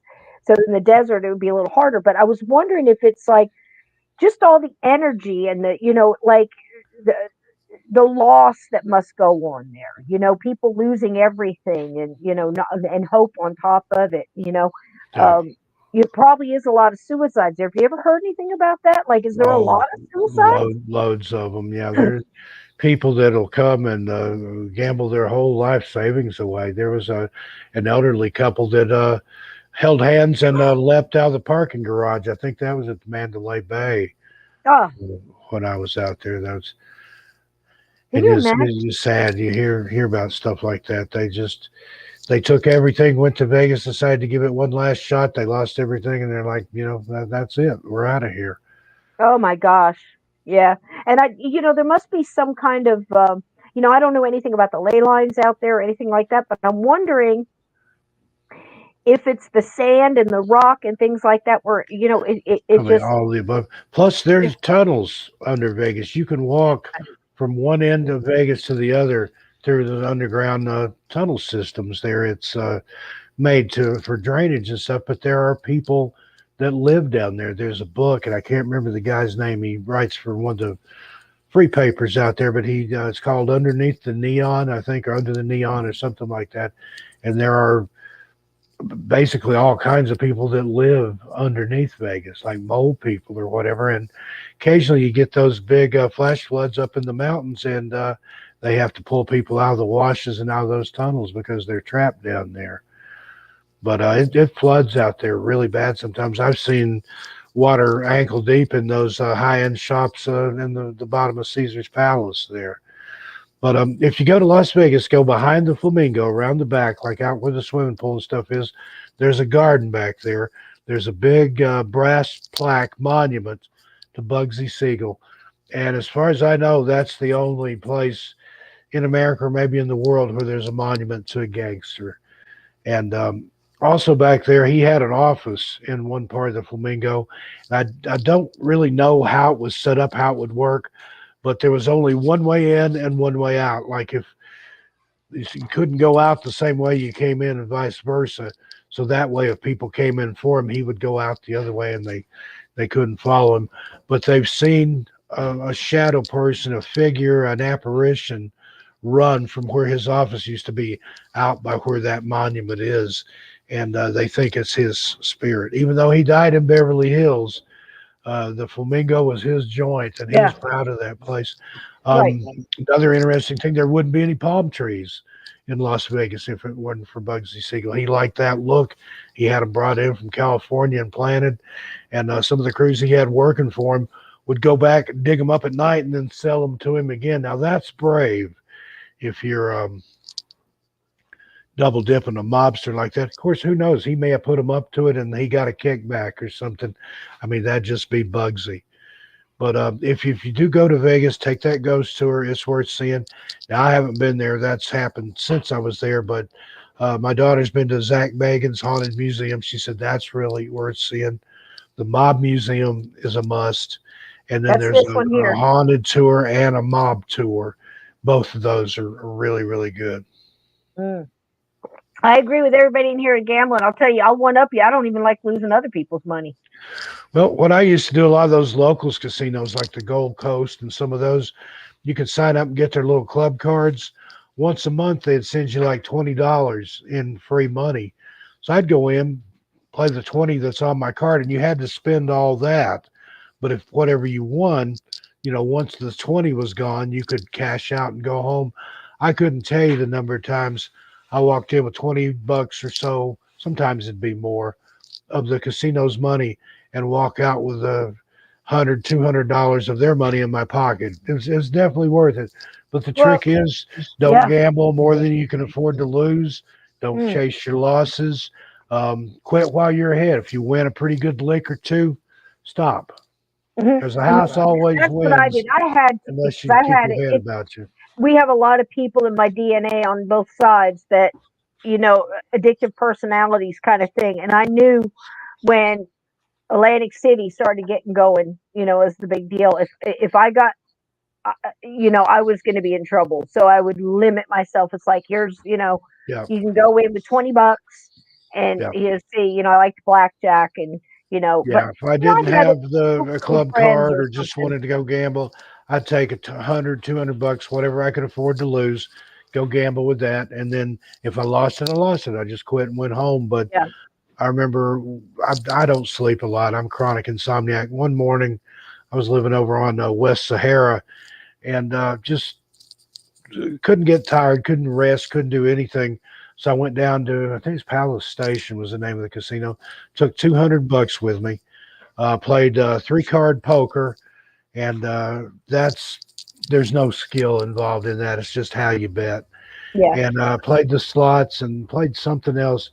As the sun was coming up, I walked out with $1,500 in my pocket. Called into work that day and then went to Fry's Electronics and bought a new laptop. That was another thing I would do. If I won a considerable amount, I'd go buy something. I'm not going to gamble it back in. I bought a big screen TV. I bought an iPad. I bought right. electronic gifts for my daughter. Do something with it. Have something tangible. I've still got that iPad. I was working at Treasure Island at that time. I got to work early. Didn't have my name badge on. I'd sit down there and play the slot machines. I hit it was small enough that you didn't have to fill out the paperwork. So it was like a little over $1,000. And if I hadn't already been seen in the casino, I would have called in sick that night, but I was already there. But on my way home, I stopped at Walmart and bought an iPad. That was when they first came out.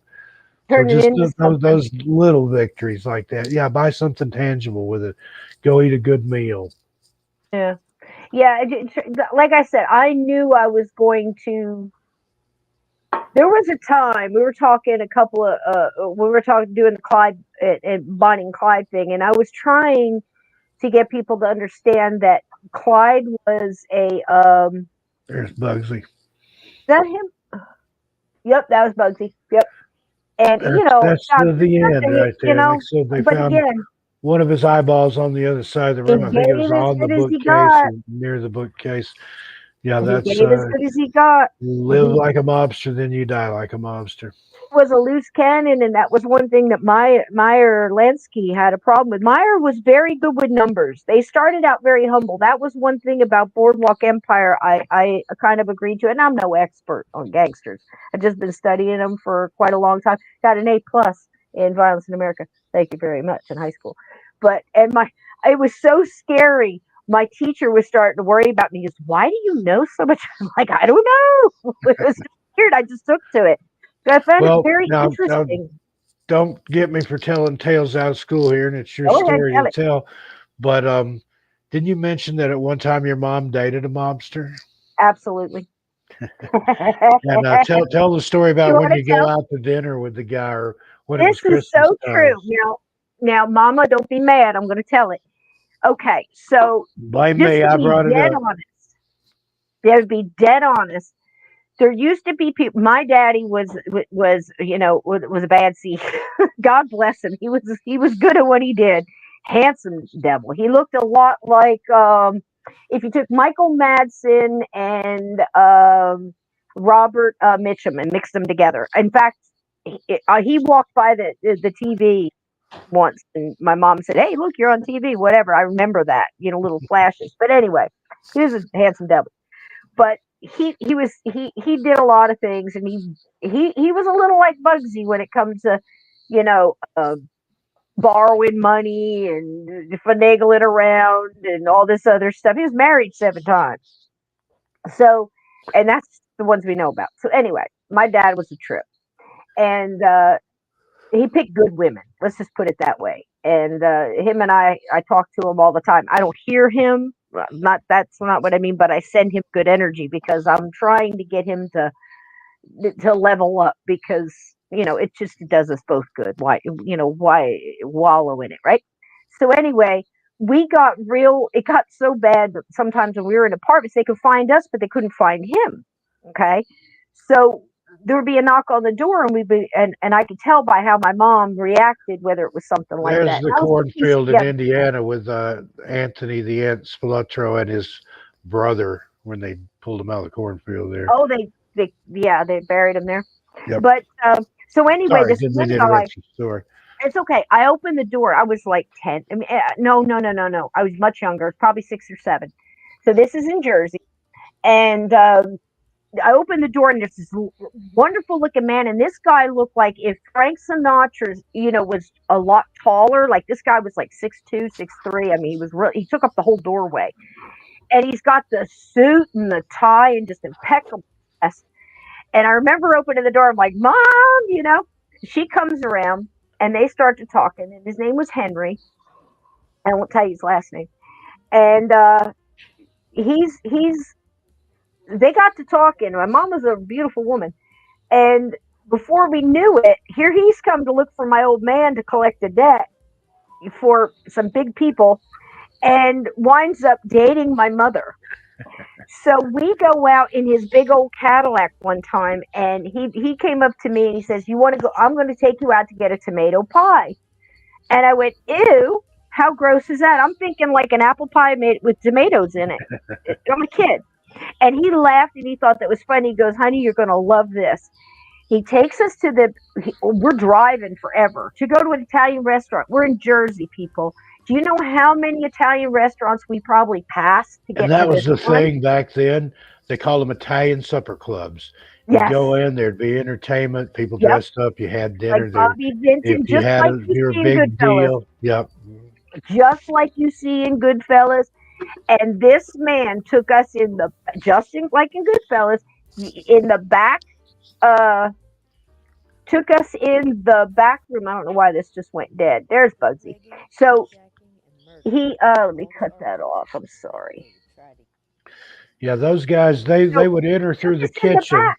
and then get a seat Yes. right up front. They So didn't wade Cook through picked me up the and showed me thronging the big pot masses. of sauce and said, "Look at this, it's a meatball." He put it on a plate, gave me the meatball.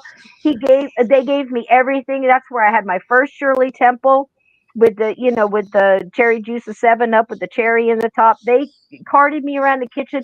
They actually took a table, just like in Goodfellas, and put it right up front past everybody else and put the little white tablecloth and the little candle in the center, and we all sat right there, right in front of the people that were singing. Now, I couldn't tell you who was singing, but my mom was absolutely thrilled because she knew who it was, and I can't tell you whether it was like Eddie Fisher or any of these people look like that, but I can't swear.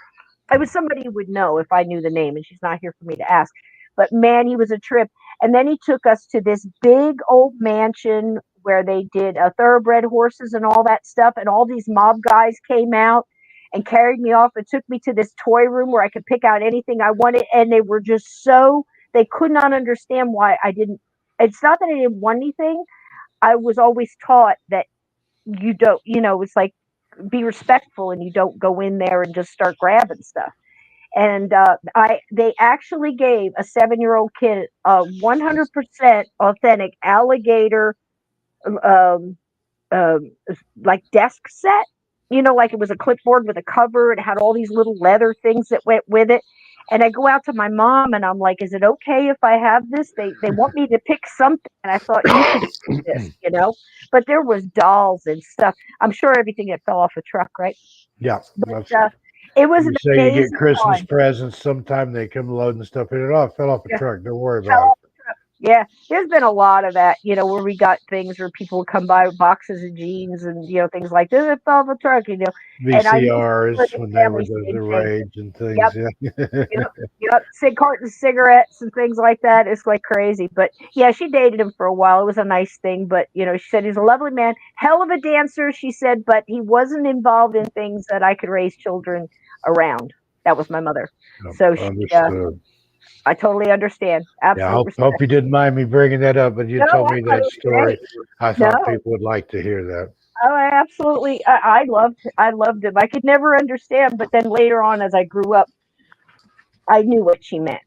She was very big in being respectful. Now that's Bugsy's girlfriend right there, and boy, she was a trip, wasn't she? Mm. Yep, yep.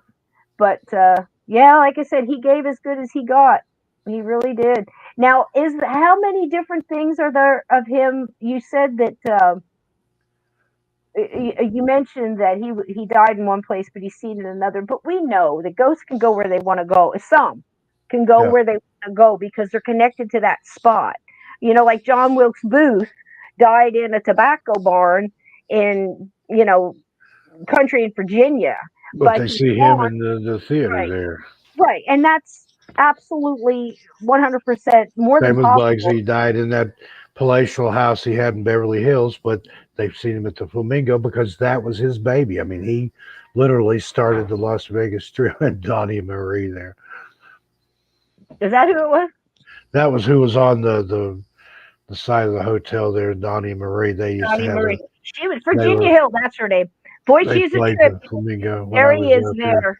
There he is there. I can't believe he had just left with George Raft because that was the first picture you sent me this morning because it was a gif of him flicking a coin. He played that good. And have you ever heard about how that scene came about? That he practiced that and practiced that and Oh, practiced tell that me. just to get that shot perfect. And then one of the actual mobsters, I don't, it might have been Luciano or one of those, said, "Why'd you have to pick a nickel?" He said that was cheap. We wouldn't have used a nickel. It would have been a silver dollar Oh, that's funny. or a Yep. gold coin or something. Yeah. You almost wonder, the kind of life he lived, you almost wonder how he lasted so long because he really did make a lot of, 41 years old, and there you are. Had to mhm, literally mhm. like the Scarface, the world was his oyster, and double crossed the wrong people, owed the wrong people too much money that he either couldn't or wouldn't pay back, and there you go. And then they said minutes, I mean sheer minutes after he'd been assassinated in California, some of Lansky's people walked into the casino and said, "We're running this place now." Well, Meyer, I'm got to be honest. Meyer, from what I've read, Meyer tried to really warn him, and Meyer was very good at that. He was, uh, again, I don't approve of him and all that stuff, but just the way they dealt and their personalities and stuff, and keeping things under control. He was something with the numbers and everything else. I stopped it on this picture, Steve, because I found this one today. This is one when I was digging. This is the last picture of Bugsy Siegel before his crime scene photos. This was Yeah. taken the day before he was killed. And when I looked at this, you know who I thought that was for a second? Joe Namath. Ah. Joe Namath now, not back. Yeah, When he not was back doing like then, the but Bruce definitely. commercials And with that Farrah area where Fawcett. he's sitting there, that's out back of the Flamingo near the pool, palm trees, all that's still there, and very near there is where that monument to him is, and where they've seen the ghosts. So there you go. He was happy. He was relaxing. The Yeah. next day, he was splattered across his living room in Yep. California, in Beverly Hills. Oh, my sister Barb dated a guy named Ken, and they used to. And anyway, I was just joking, something in the chat, but yeah, they used to tease my sister about that too, call her Barbie and Ken. That's crazy, and that's when Barbie and Ken were just coming out really big. So, but this it shocked me because I'm like, is that Joe Namath? Because why are they throwing that in? I thought somebody had labeled it, but that's him. And what was he? 44? You said 41, I think. I think it was 41. 1906 to 1947, I believe. Wow. And I was just thinking when you said that, Steve, you wonder if you had asked him, was it all worth it? And I'm pretty darn sure he would have said every damn minute. He said, "Yeah, I enjoyed The every way minute." Had the big house in Beverly Hills, had the casino, had the millions of dollars that he owed other people, had the beautiful girlfriend. boy, He had everything. He packed a lot of living and a lot of killing and dying in those 41 years. I mean, that's live fast, die young, and leave a not so good looking corpse in his case. yeah, man. I think that's one thing I really looked a lot into because, like I said, there was that time when, like I said, was talking about Clyde. There was our chance to really follow someone who organically, and what I mean by that is his personality was changed by the things that happened to him, the things that he did, and his choices, of course. But there was no chemicals. He wasn't on Yeah. Prozac and Zoloft or whatever it is, Adderall, whatever they give kids now, and then they grow up and change things. This was a kid who was fine at 17, 18. Just, Yeah. Well, he came up in Brooklyn. I can't remember asshole. the particular neighborhood in Brooklyn, but him and Meyer Lansky, basically Oh, from the same area. No, they were. what I do you know do? Bugsy was Jewish. I don't know about Lansky. He probably was too. But yeah, they came up as Hey, tough Sarah. kids in ethnic neighborhoods, and that's the path they chose. That was their way. Yeah. Instead of opening a grocery store, a deli, or whatever, they wanted more out of life. They wanted bigger and better than their parents had, and they chose to get it by whatever means. But it's a means to an end. You don't carry on that well and that big forever. Somebody, the big fish soon eat the little ones up, even if you Yeah, are the big yeah. fish. Lansky was Jewish. That was a big deal about it because it was a lot of like the Italians didn't want to, deal with the Jewish. It's again, I don't understand the groups, but if And if you you understand, watch Casino, the same thing, Frank hi, Lefty baby. Rosenthal, he could never Come be say hi. a truly made man because he had Jewish ancestry. Whereas Come here. Spilotro, he was in line to be that. But what happened with him, he had a beef with a made man and he killed him. And you don't do that in the mob. If somebody's already made their bones, they're off limits unless you go to whoever's over that crew and give specific permission, tell them why you're gonna take him out. He didn't do that. The guy made fun of him. He's in Casino made fun of him for because he'd been a shoe shine boy when he was a kid, and he's like, "Yeah, why don't you go get your shine box?" And he Oh, stabbed him to death. I think it was like with an ink pen or something. He just went nuts on him and killed the guy. And then actually Rosenthal helped him. They stomped the guy the rest of the way to death. But that was when Spilotro sealed his fate with the mob. He was going into a meeting, thought that he was going to be make his bones be a made man, and then they murdered him. mm, mm, yeah, absolutely. Yeah, And Ted Hiodoff. Rosenthal, That that was was going to be Bucci's. his entree into the gang because, again, as coming from the Jewish side of the mafia, he could never be a full Right, like the man, Sicilians and some of those made. people can. Yeah. Right.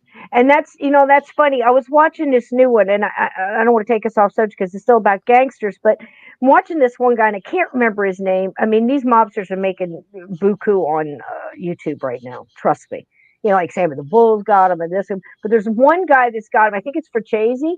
He actually does a nice little podcast, and I've been watching a little bit of that because he, interviews a lot of people. And he caught my eye because he was interviewing Chaz Palminteri, and I've always loved Chaz.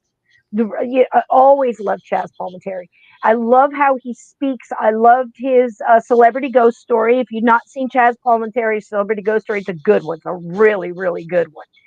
And he tells the story of how all the guys in his neighborhood wanted a place to meet every year. Like, so every year, no matter where they would come. And I can't imagine being able to afford this because I've never been that person. You know what I mean? But thank you, Fred. Am I saying that right, AJK? Franzese, is it Franzese or something like that? I don't know. Don't go by what I say, but don't listen to me at all. But anyway, he okay, so they did meet in this little they picked a restaurant where they could have like a little private room, and they got to really know over the years, so many years, like probably 23, 25 years, going and having this meeting. They got to know this man who ran this restaurant, and he only knew the son, Franzese. Thank you, AJK. See, when you break it up like that, I can do it. So anyhow, Chaz is telling this story in Chaz's commentary way. You know what I mean. So he's telling this wonderful story, and he says that the owner of the restaurant comes to him and he says, "Chaz, if you don't mind, Mr. Palminteri, whatever he said, come and talk to me after. I need to speak to you. Hey, Worldwide Ghost, welcome in." And he says, "Yeah, sure, but let me go use the bathroom first, right? And I'll be right back." Because after everybody left, he was going to meet with him. Vince, hi, baby. And so he does. And as he's going, now this restaurant has got like it's in New York. So you go like downstairs to the private room. You got to go back up to go to the washroom, right? So he goes through the hallway and he goes like, around to go upstairs, and he passes this guy. And he sees the guy walking by, and he sees him going up the stairs, and he knows the door as you get around the corner is locked because everything got locked in the main place and only that one part was open. So he tells the guy in Chaz's way, "Hey, that door is locked. You can't go through there." And the guy turns around and looks at him and smiles and says, "It's okay. It's okay." And keeps going, and just kind of takes a moment and keeps going up the stairs and goes around the corner like he's going to the main part. And Chaz says, the things I noticed about this guy, he gets very well dressed, very well put together, hair just right. He had this wonderful smile. He said, but I noticed his shoes. His shoes almost like blinded me. They were so shiny. That's what reminded me of the shoe shine. So he said, his shoes were like glass. He said, it's amazing. The guy was a well dressed man. So he goes ahead and he goes to the restroom. He's not going to stop him. He already did said what he was going to say. Goes back in to talk to the owner of the bar and the restaurant. And he says to him, he goes, "Hey, there's a guy. He's gone up to I thought we were the only ones left." He goes, "A guy goes up the stairs," and he goes, "I know that's locked." He goes, "I tried to stop him." And he's talking to the guy back and forth, and he's mentioning, he goes, "Well, wait a minute, what did he say?" And he goes, "It's okay." And I said, "Well, what do you mean it's okay?" Actually, Chaz wrote a Bronx Tale. That's his story. not his story per se. It's his story. He put it together, and it's a Broadway thing or off Broadway play too. But a great movie, by the way. And so tell him as he's speaking, he's saying little things like, the way he said he was dressed. And then when he said the shoes, the guy went, wait a minute, what? And he goes, come here a minute. He takes him in the office and he shows him a picture. And he says, is this the guy? And he said, yeah, that's the guy. And Chaz like, yeah, that's the guy. And he goes, this is my father. And he said, the shoes got me. He said his shoes were always impeccable. And the guy sat down, and he holds his head and he starts crying. And he apologized to Chaz for crying. He goes, you don't understand. He goes, I have to sell the restaurant. This was my father's restaurant for 50 years. I promised him I would never sell it, but I have to sell it. I have to get out from under this place. And he goes, I'm wondering if he came to tell me that it's okay. And he sold it and everything was fine. And Chaz Palminteri is like, it's crazy, but it happened. That's a great celebrity. If you get to see that, look it up. It's on YouTube. Chaz Palminteri, Celebrity Ghost Story. It's a wonderful, heartfelt story. But my favorite is still the Telly Savalas story. That's just the most mind-blowing celebrity ghost story ever. That's the most thorough I've ever seen from beginning to end. And then again, ties into the whole JFK shooting, because when he met him on the golf course that day, he said, in Dallas, I'll give you a ride. But, and then he said about the Dallas. guy said it like right after it just happened. There's no way he could have known about it. It wasn't even on the news yet. It's like, now you can't leave. Did you hear what happened in Dallas? But the way he described that guy with a high-pitched voice, and it turned out that the guy had shot himself in the throat, I think. How'd that come back up? What happened here? Bugsy's haunting us. That just popped up out of nowhere. I didn't touch nothing, man. That's crazy. But yeah, are you kidding me? Saw that episode. Yep. It was something. I like Chaz. I've always liked Chaz. I really do. But yeah, I think he wrote. I think that's his story. If I'm wrong, please let me know. But I think he wrote or put together Bronx Tale. You thought Robert De Niro, what? It was about Robert De Niro, Bronx Tale. Somebody look it up. Let me know. I've been wrong before. I'm not afraid to say it. Yep, Telly could tell a good story. I like Telly Savalas. I think he had something, but again, you see him with hair, you go, ah. But I always liked him from the characters he played, like in The Dirty Dozen. Yeah, and like Kojak. The old war movies I grew up with. Loved Kojak when I was a kid. I think he was a class act. I mean, I've never heard anything about him to change. Never heard anything bad about him. There was never any scandal. Never caught him in a hotel room with a teenage girl, anything like that. He was just a straight up guy. That's just system mangler. They don't make him like that anymore. He'd tell he was a man's man. I like that. And a ladies' man. Kelly's Heroes, yes.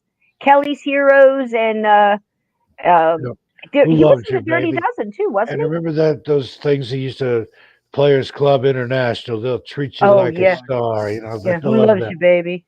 yeah, absolutely, man. He was something, that lollipop. And he did that whole thing just to quit smoking, and then it caught on with the Tootsie Roll Pops. And his brother, who looks nothing at all like him, was in Kojak with him. I think his name was George or something like that. Yep, he had the one with the black curly hair. Curly afro hair, yeah.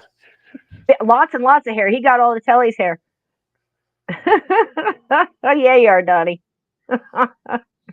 That's okay.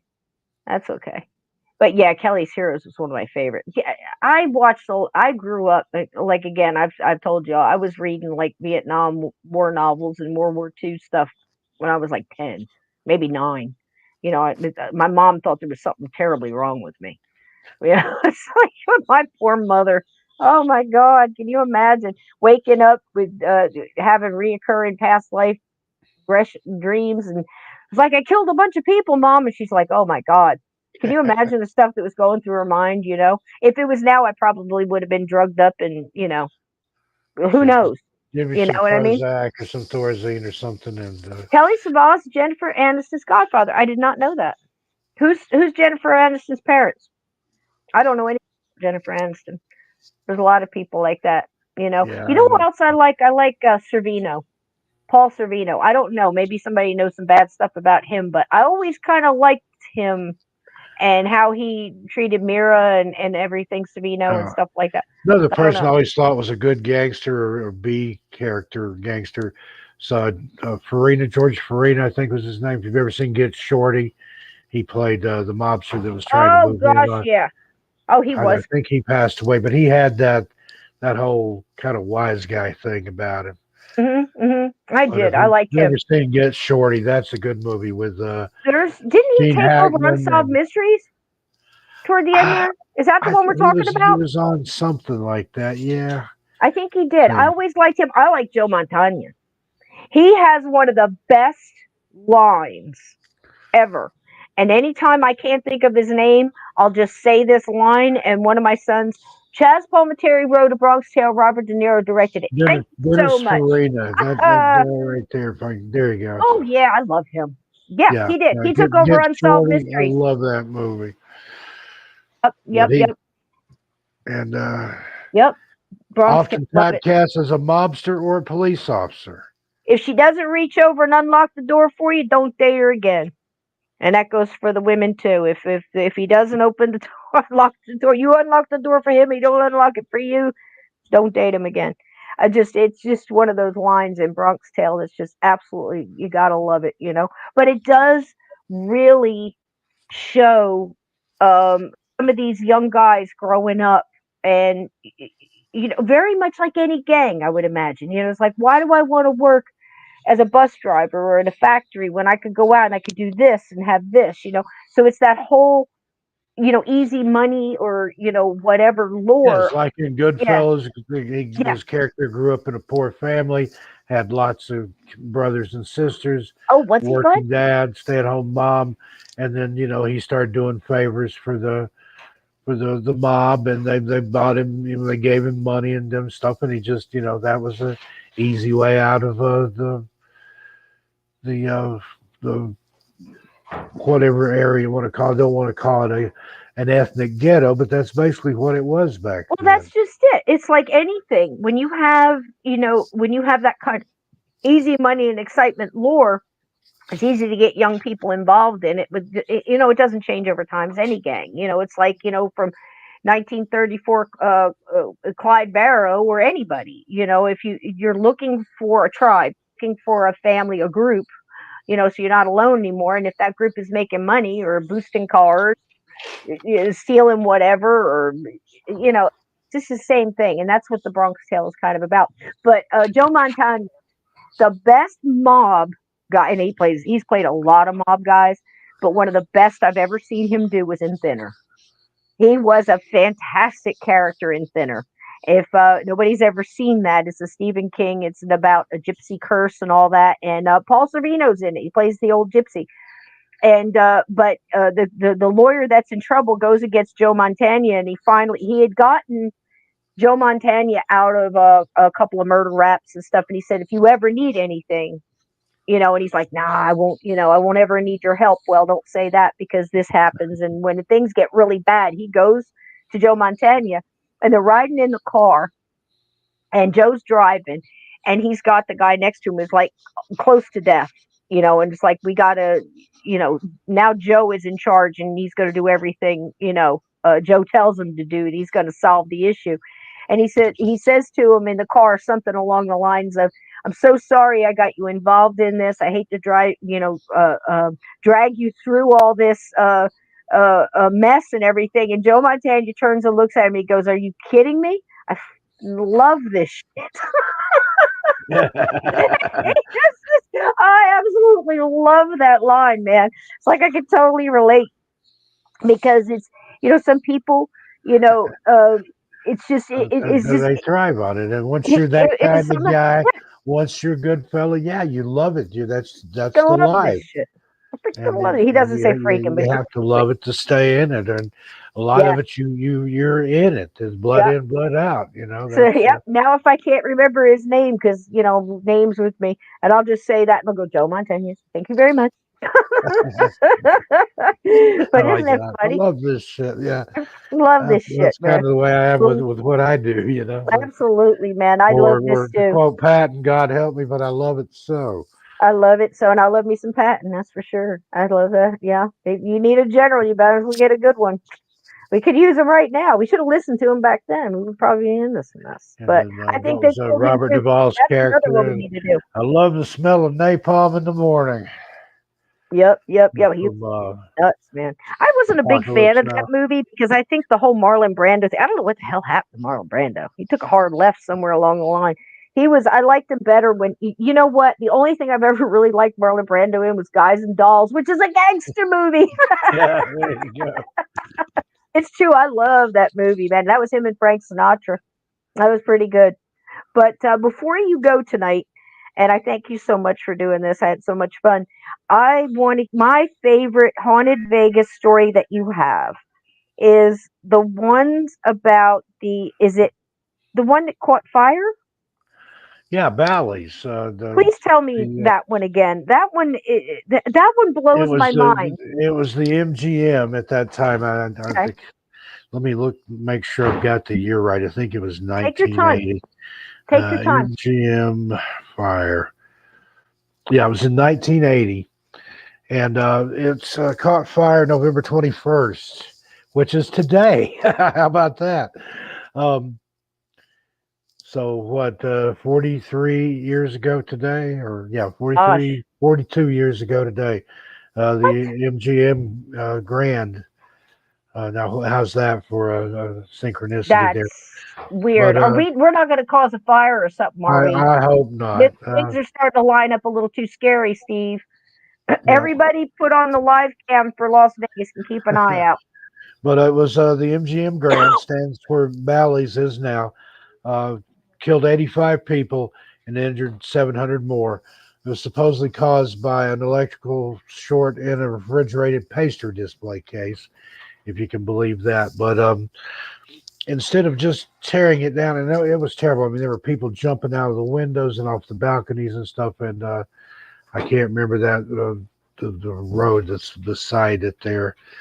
But anyway, hitting the sidewalk there, and instead That's of tearing it down, they just retrofitted Bally's into it. And part of the MGM came out to where when I was there, they had like a garden, and then there was a kind of a long walkway from the strip into it.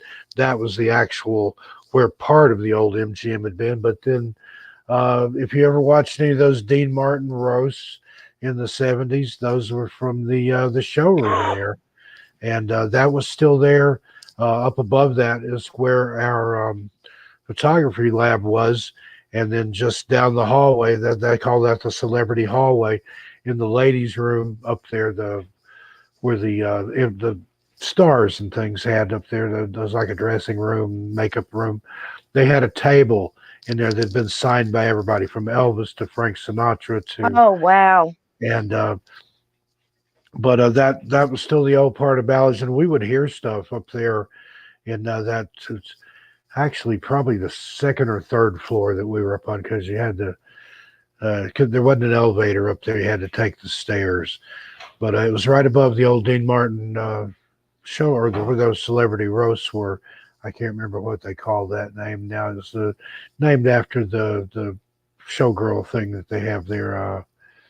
Maybe I'll think of it later. But yeah, the Bally's was retrofitted in there. A lot of the old building was still behind. Often there were places upstairs where you could still smell smoke. And there was a restroom up there, an employee restroom, where there was a guy that we call the sleeper.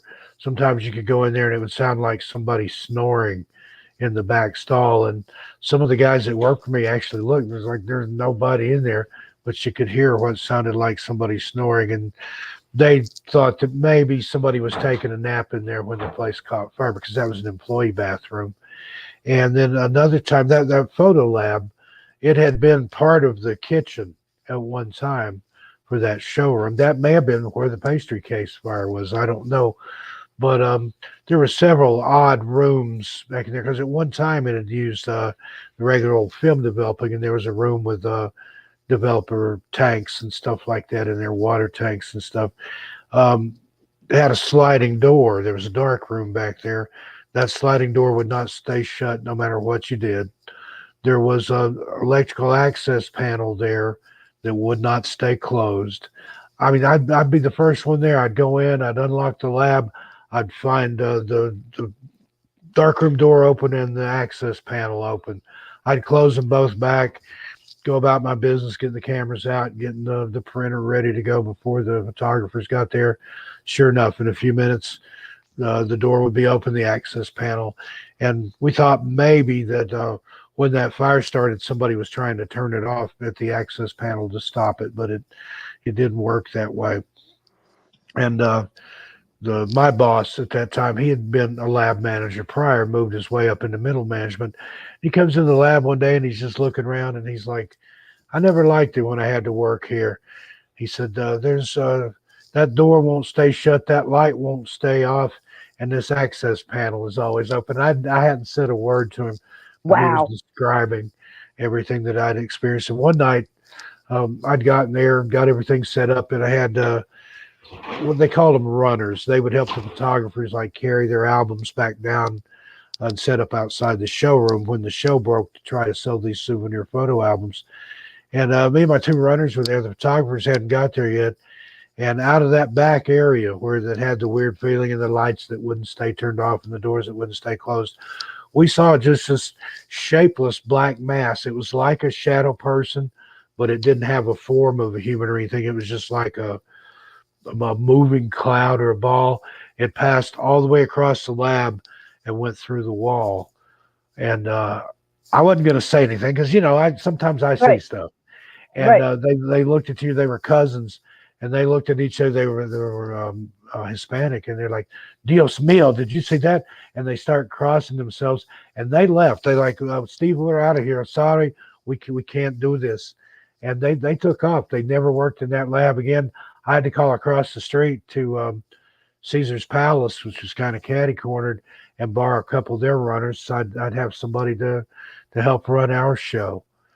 So there was a lot of little things like that happened there.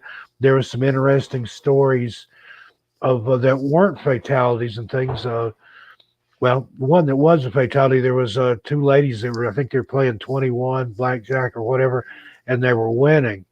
And this place was starting to fill with smoke.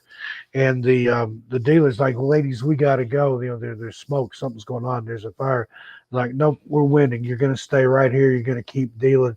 Well, about that time, a fireball, the flashover, I think they call it, where the smoke and the air gets so heated that everything just Right. catches fire. It literally, smoke will catch on fire as tore well. through the casino and burned them and the dealer to death at the table there. So you've got stuff like that you're dealing with. There was another guy, and I talked to the security guard over at Caesars that had seen it. They were watching on their security cameras what was going on over at the MGM. And so this guy comes stumbling out. I mean, like literally still smoking. His clothes are singed. Most of them are burned off of him. He walks into the casino in Caesars and sits down and he had money that he wanted to bet. And they're like, dude, you need to go to the hospital. You just escaped that fire. And he's like, this is the luckiest day of my life. I walked out there alive. I'm ready to gamble. So there you go. It's a trip. I Story. think that's what people, that always blew my mind, how people would be like that. And, a lot of people, so many perish because of also the fumes. And again, we learned that when we did the Chicago story about the Iroquois Theater. A lot of those people were gone like that because of the chemicals in the smoke. And that's one of the things we learned from that. And at that time, it did change some laws. At that time, at least in the state of Nevada, none of those hotels were required to have a smoke alarm or a sprinkler system. So, that potentially saved a lot of lives. But yeah, the 85 people perished, a lot of them by jumping off the balcony. And I think it's really, keep in mind, folks, just from working retail and being in a family of advertisers, growing up in a family of advertisers, stuff like that, everything has something to do with everything. And in these casinos, you don't see any clocks. They keep the oxygen Yeah, level, certain you things. can't see You the don't know what time outside. of day it Those is. carpets with that Yep. crazy pattern and stuff. Yep. There will be a path that your brain just wants you to follow, and that All of just it. takes you deeper into the casino and into the gaming areas. You won't find a Psychological clock. shit. Most places, once you're past the entry, you won't be able to see outside. You can't tell day from night, and Right. then they don't want you to know. You can even eat at the slot machines. I've seen people order sandwiches and food and stuff and have it brought to a slot machine or a gaming table. Now, some places they won't let you eat at the table, but you can eat at the slot machines if you want to. hmm hmm And thank you so much for asking. That was Little Spirit. There's Spirit and Boo. Boo Cephas, who's don't ask me why. But the thing is they were adopted on Halloween day, and as far as I'm concerned, it was a very special spirit that led me to No, him, and and it was I his little spirit in his eyes. I saw his spirit, and I went past I don't know how many and I different got bitten as a black cat same on thing. my Halloween birthday as a gift. I There mean, you doesn't go. get more How about perfect that? than that. We So, we both, yeah. It's been something. It's so nice when you can, open up and spirit works that way for you. And I tell you guys all the time that it does open yourself up to it because boy, when you do, there's a lot of scary things in this subject, the whole paranormal supernatural thing. But there's so many wonderful things too, and like I said with Dickens, and I believe something woke me up. Whether I can't say it was him, but I feel it was, or somebody, one of my spirit guides, or who knows what, that just wanted to let me know that to give me something to say he's okay. And then different things happened after that. Was like for days, different things was happening to people around me and my family and stuff. Where he came back and gave little symbols, of little things to each person. It is absolutely amazing. So when we get Rob Guttrow on here, yeah, going to tell you about how much animals will go through on the other side, become well, spirit guides for, absolutely. you know, Yeah, and yeah. don't think because they're animals, they don't, can't do stuff like that, because they absolutely can. And so can human Now, spirits as well. AJK's got an interesting question there. Do Yes, they please. pump oxygen in the casino to keep you pulling the one-armed bandits? Yes. It wouldn't surprise me, but I will tell you this, and a lot of people probably don't realize it, that every Yep. casino has a custom scent that they spray Oh, or put in I their didn't know that. casino or whatever. Yeah, there's like I guess firms that design those, like um wherever you're at, it will have a different smell to it than another casino. Those are all like a perfume, whatever they put in the air, no telling what's in it, but it's unique to each casino. Those are like trademarked or whatever you want to call it. A scent. They have a specific scent that's made just for that casino. Now, some of it is more prevalent than others. There was one in particular. I think it's the Venetian that has a very So particular true, scent AJK. and yeah, smells can trigger memory, and there's they can produce feelings of nostalgia or Yes. joy or happiness or whatever. Yep. I That's put just that it. in They cabin they 22 want you about the to apple pie. smell Yep. those things in there, hmm the vanilla or the cardamom or the It's cinnamon so or strong, Steve, that it has been known to get people out of certain comas. So I tell people, I know one that was in a coma for a while, and his mom took his favorite candy bar, Snickers, and took a bite out of it. I think it was a Snickers, and underneath his nose, and she started to get reactions from him. And I did the same thing when my son was in with vanilla, because he it was just something told me to try, and I did. And I mean, he responded to it. So again, your senses and things like that, and they know this, and there's people that study this. It's like that's why you see so many stores that have food, such as, like, say, a Target or anything like that. Supposedly the color red makes you want to spend money, and also Mhm. makes you hungry at the same time. So you're Look at your in McDonald's surrounded. sign, red and yellow. Yeah, There you when go. you're surrounded by that color and you walk in, you see Target and so many other people that have that base color. That's the reason. There's a reason why the visiting team's locker room is painted pink, and why hospitals will have, like, most of the time they had like a I want to say like an aqua color at the half end, or the And bottom half, and the top half Baker was white or yellow, and that's Baker because Martin Pink is you're another laying down. Yeah, drunk tank pink. Baker Martin yes, Pink. it That's calms you, shown to calm people down, fight out to of you. get rid of aggression and things like that. That's absolutely true, and you can look that That up. aqua too in hospitals. It calms the people who are sitting in wheelchairs and being rolled, and that are underneath that halfway mark. So you're either in a wheelchair or you're on a gurney, right, or a roll Mhm. bed or whatever. And above is to keep the nurses and doctors awake. So they Yeah, actually have a different color halfway. yep, It's that's strange. exactly true. And why you have that, Mhm. you see that in just about every hospital or in the emergency department of any hospital, the two-tone walls. The kids, when I was a kid and going to the pediatrician and stuff, they would have that in the lobby. A lot of places will have a fish tank out there. Just again, it's to get your mind off of it. And talking about, Yep. there's other places I've heard of where, especially the high-end stores, they will have an audio track broadcasting just out of the range of human hearing that's saying, "I'm a good person. I don't steal." Things like that, to try to put it into your head, not to Yep. rip them off. Subliminal.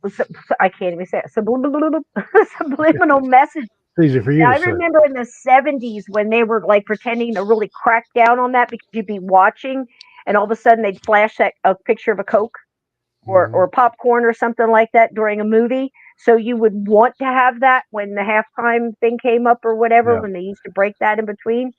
But And yeah, that's the another thing. brain And does Ted, I pick want to up hear those on it. stories. It's like Yeah. one hundredth of, like one frame Yep. of film One when frame. there's.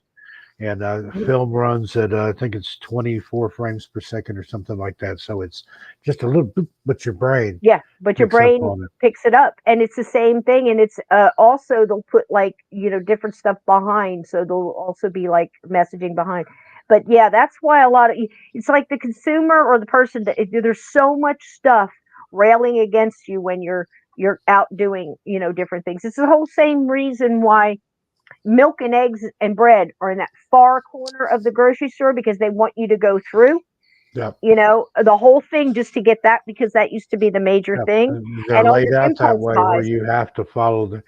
If you Yep, just want to feel weird and feel there it upset, is. go into a grocery store, go the Yep, wrong way around, and it doesn't feel right to you. that's And true. there was a And big deal people back walk in the in and go to the '70s left.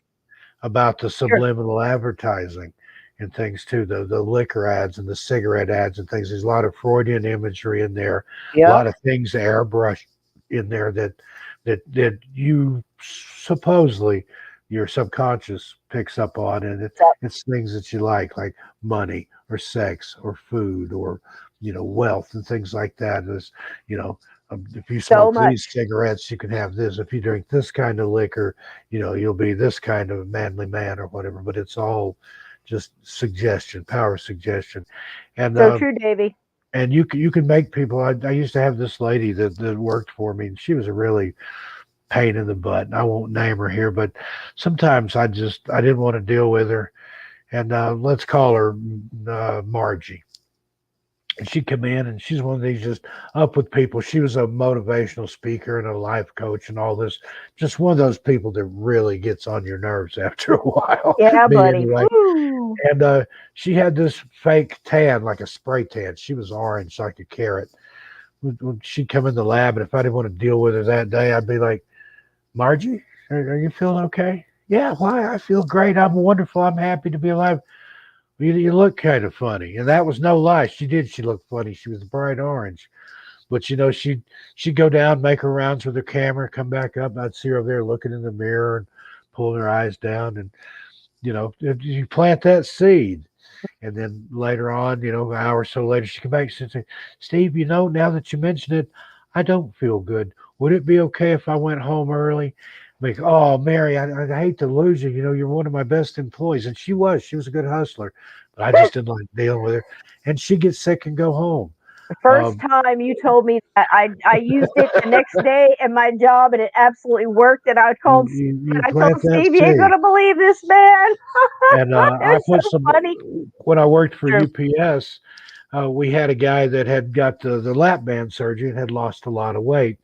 And so, he was always fishing for compliments about how good he looked. I went to several other people before he got that day. We'll call him Andrew. That wasn't his real name. I said, everybody at some point today, ask Andrew if he's getting any shorter.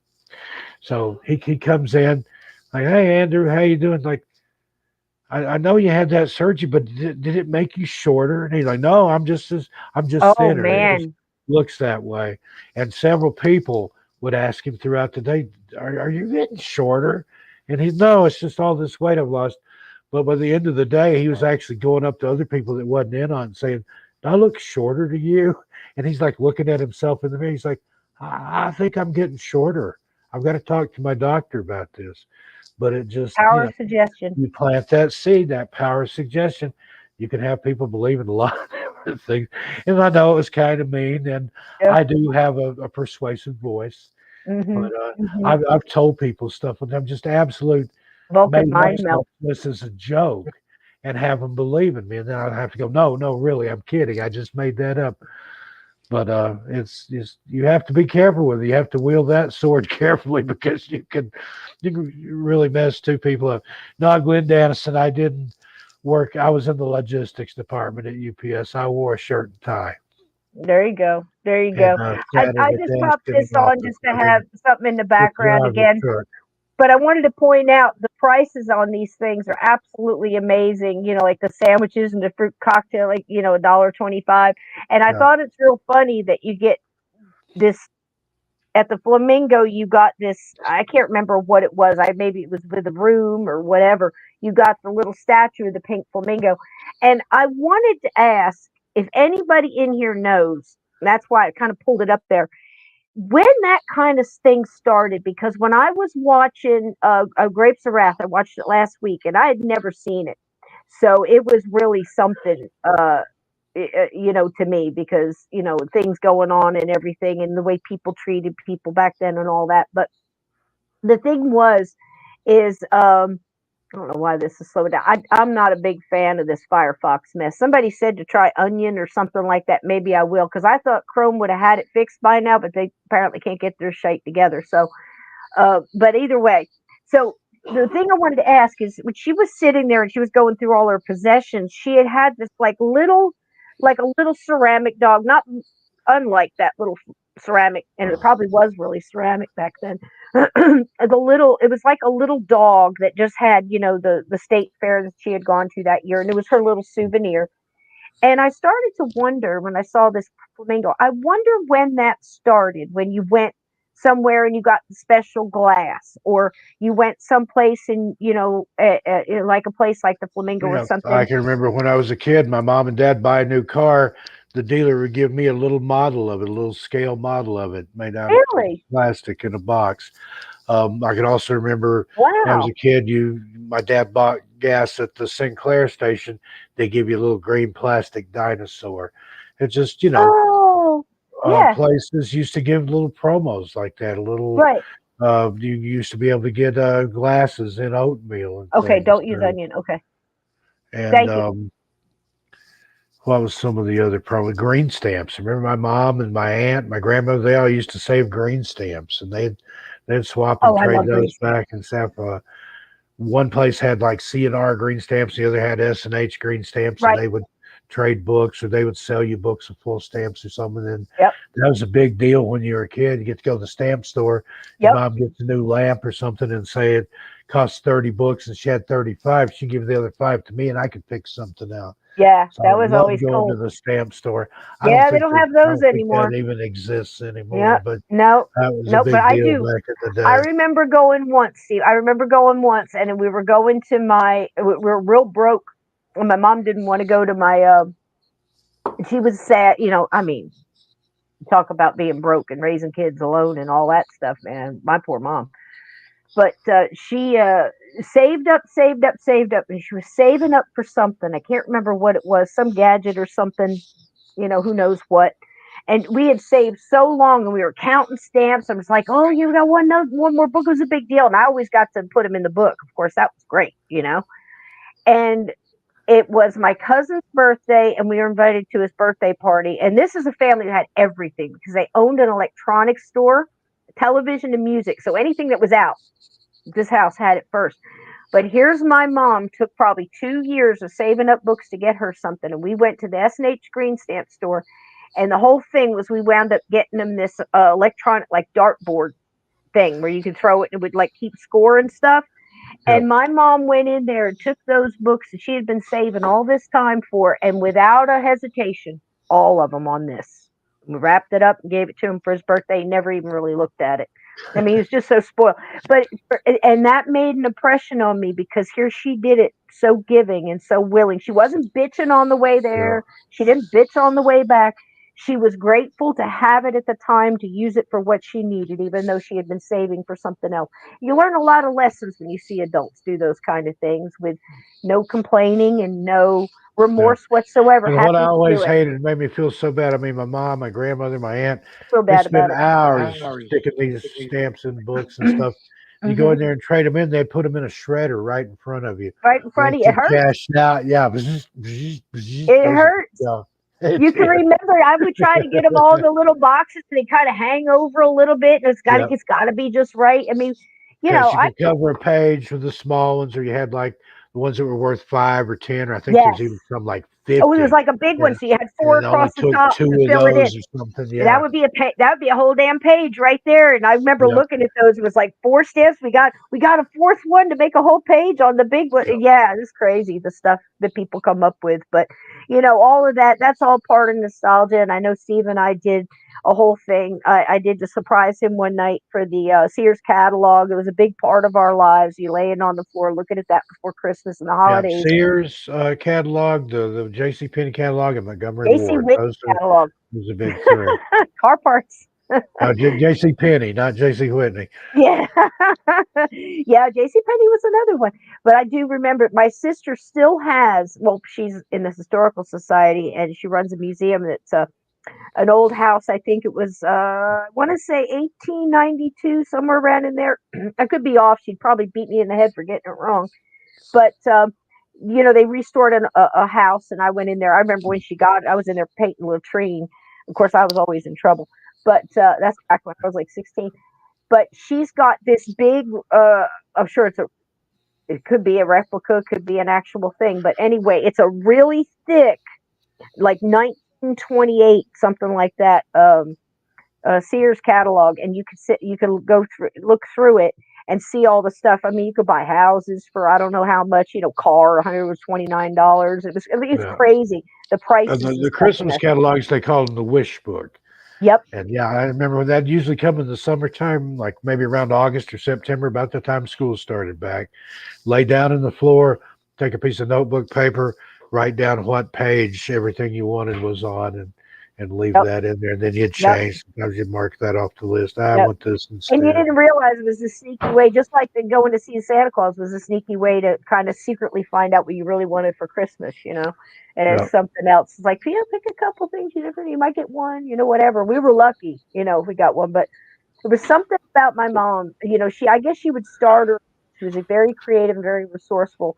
There was always something there for Christmas, but for me, and even though things were tight and thin, but what was the most exciting was unpacking all the stuff and decorating and the spirit she had and the wonder of it all and the excitement and sitting there making ornaments and stuff with her and pulling out old ornaments and telling the stories Yeah. about the ornaments and stuff. And we get And a I passed little that on to my closer to kids. Christmas. I'll tell my story about the Christmas feather again. That's Oh, one I of my love that favorite one. I love stories that one. in my I book. And absolutely then do. the fact that I heard an almost identical story from somebody Yeah, that never heard mine. that's But a trip.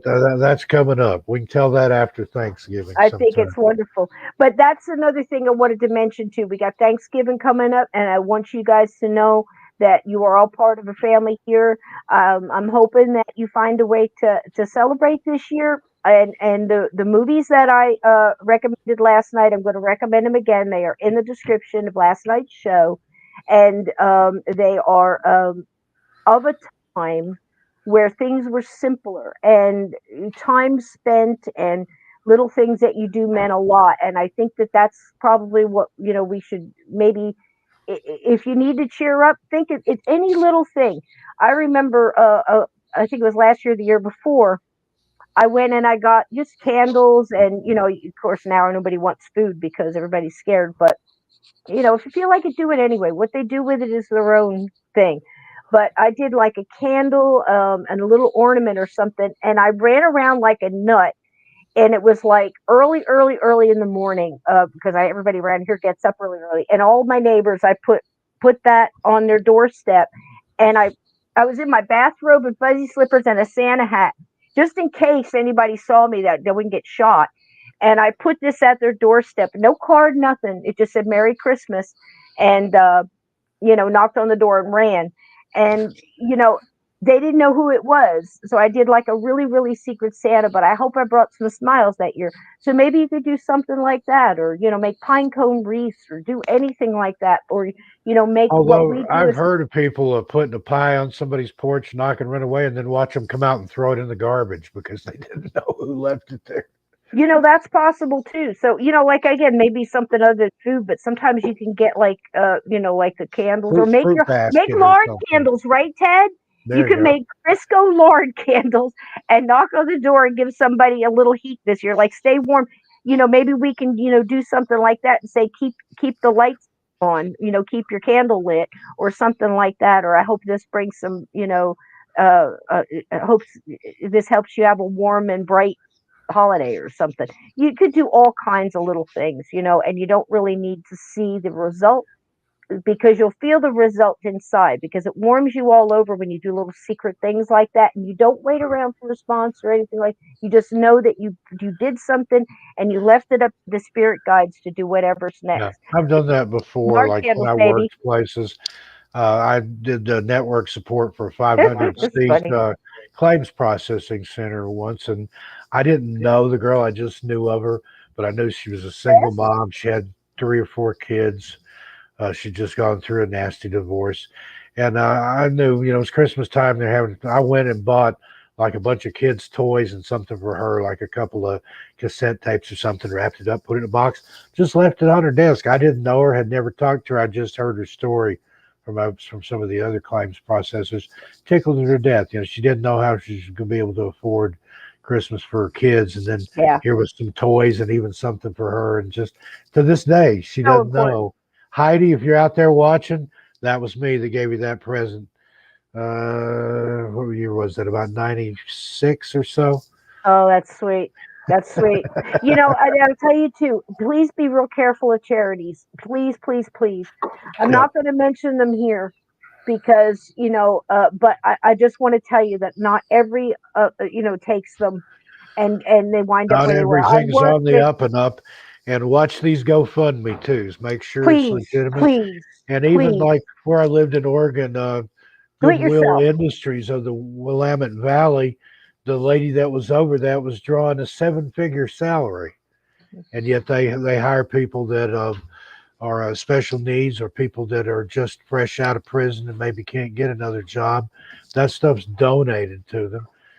There's not a lot So of true. overhead there, It's so and true. certainly not enough for somebody to justify a 7-figure salary.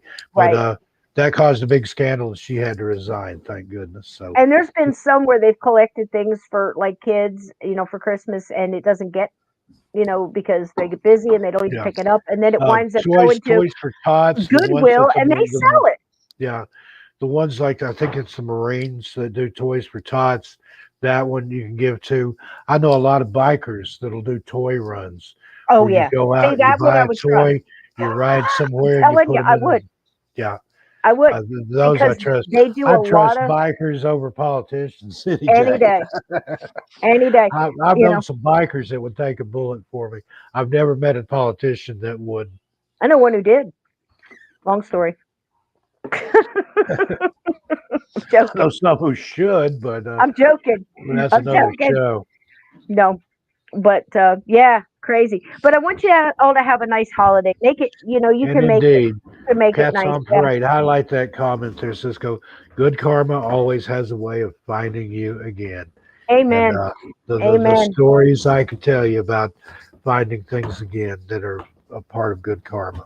Yep, I think so. So, like I said, find something that warms your heart, even if it's, gosh, get the kids, get some neighborhood, whatever, and collect pine cones, put peanut butter on them, roll them in bird seed, put some pretty ribbon on them, go tie them on We'll the put tree, something out for the birds. feed Do the animals, something. you Do know, try to do something nice for make some someone or warm. something Yeah, every if day. there's stray cats or something, make those little tubs where you can do like the foam inside of the Rubbermaid thing and cut a hole. You always used to have another hole to go out. Most cats won't go in something. They don't have two exits. Just know that about cats, especially feral. AJK's got a You can do comment there. stuff like Remember, that. I sent you something humorous early. Cisco, AJK's got a Hang on, let me see. comment about it. Sometimes it goes fast and I can't focus, so I miss things. Maybe a fox. We have a local biker run. Support a single mom. Oh, there you There go. you go. I was Yep. just kidding, but I sent a picture of a T-shirt to Cisco earlier. It says I support single moms, and it shows Yeah. a It stripper was. on a pole dancer. But It was. I've known people that use that. A good friend of mine years ago, she put herself through law school by Yep. exotic dancing. So They all are. if you it's your body, if you want to exploit it to make you a better person out of yourself, who am I to tell you not to do it? You know what? It's your life. Do what you want with it. It's just you don't. You know what I mean? And I mean, again, everybody's that's got their thing. a Crowley-esque thing, the law of Thelema. But if it harm none, do what thou will. I mean, First, that do could no harm. apply in things that are not pagan or that are Christian. That's just kind of like the golden rule. And that's just it too. It's not so much what you're having or whatever. It's the gathering, and I think it's so important. So like whatever your family is or whoever you feel good with, I'm not going to what we normally do. It was always going to my sister's house. Well, now she's been so sick and she's still fighting for that. Trying to get through, and now she's trying to get one more operation. I called her the other day and I said, "Honey, you've done that for so long.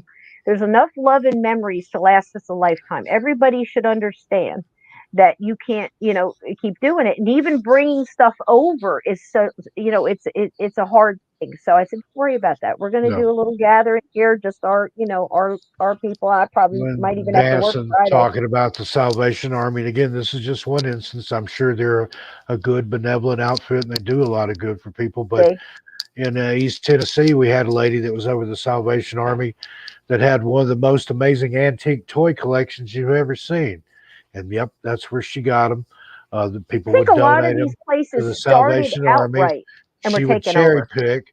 She would get some rare toy that was worth, maybe several $100s.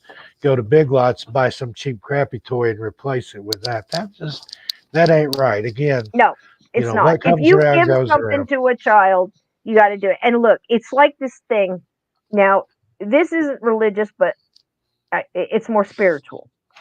I heard an old story in Alabama when I was there, and this man was telling a group of kids, and I was listening, and he said that this this family well, the father had done something he shouldn't have done. I don't know whether he bought beer, played poker, gambled, whatever. I don't know. But it wasn't because he didn't have a job. The story started out that the man was just trying to replace uh, some money that he did some ill will with, whatever. And he took his son and they went to the next door's farm's cornfield. And he goes, I'm going to go in here and I'm going to gather up as much corn as I can.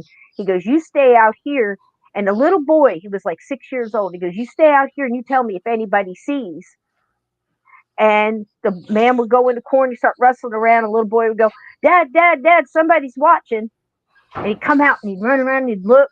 And it's like, nobody's out here. I don't know what you're talking about. And he did it 2 or 3 times. And when he finally told me, he said, God sees you.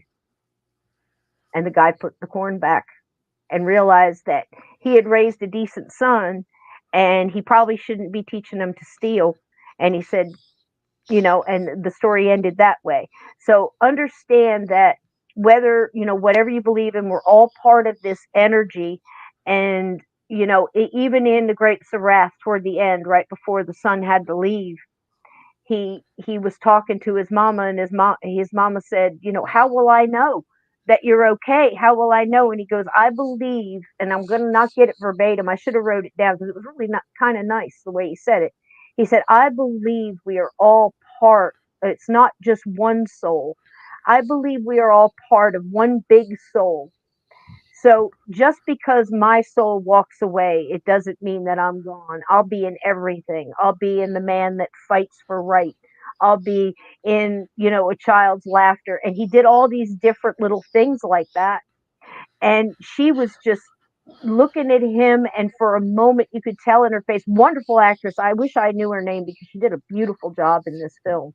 She was the it for me in that film. Mhm. And she's just looking at him, and at the time she's realizing that although he had gone to jail for 4 years for actually with self-defense, he had gotten in a bar fight, but he had been in the bar drinking when she told him not to.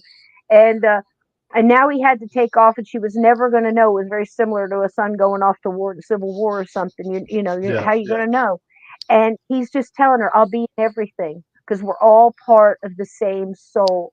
And I think that is so cool that we're all just little pieces of the same. And I think that is so close to yeah. reality. I love I that really do. concept. And you get into string theory and some of those things that believes that every living being, every animal, every Everything's organism, connected, even on the cellular level, it's all connected. You look at connected. Carillion photography, where they can take somebody that's had their fingers amputated, and in that Carillion photograph, the energy is still there in an outline. We're all energy. So yeah. So, when you think about losing your patience with somebody, or or something along those lines, it's very hard these days. Things are very high, and everything, it seems like, I mean, we've sat here tonight, told you about gangsters, and we had some fun, and we talked about some ghosts and everything that's happened, and especially in Didn't Las get too Vegas. much into Bugsy in Vegas, but I Right. trotted out a And we few had a for great you there. time, though. We had a And they great time. got to throw some shade at Barry Manilow, so that made me Yeah. happy. And that one shocked me. That one Yeah, shocked you'd me think because he'd I be a used nice to guy. stick up for him And when they'd have those when I meet and was in, like, in greets high after the school. show, he would literally put his arms around the people and then just shove them next. And he would only smile in every other picture, or only show teeth in every other picture. Well, Don't know he what that was was Bette about. Midler's piano player, and she was the Piano one who player, talked him into going out and on his own.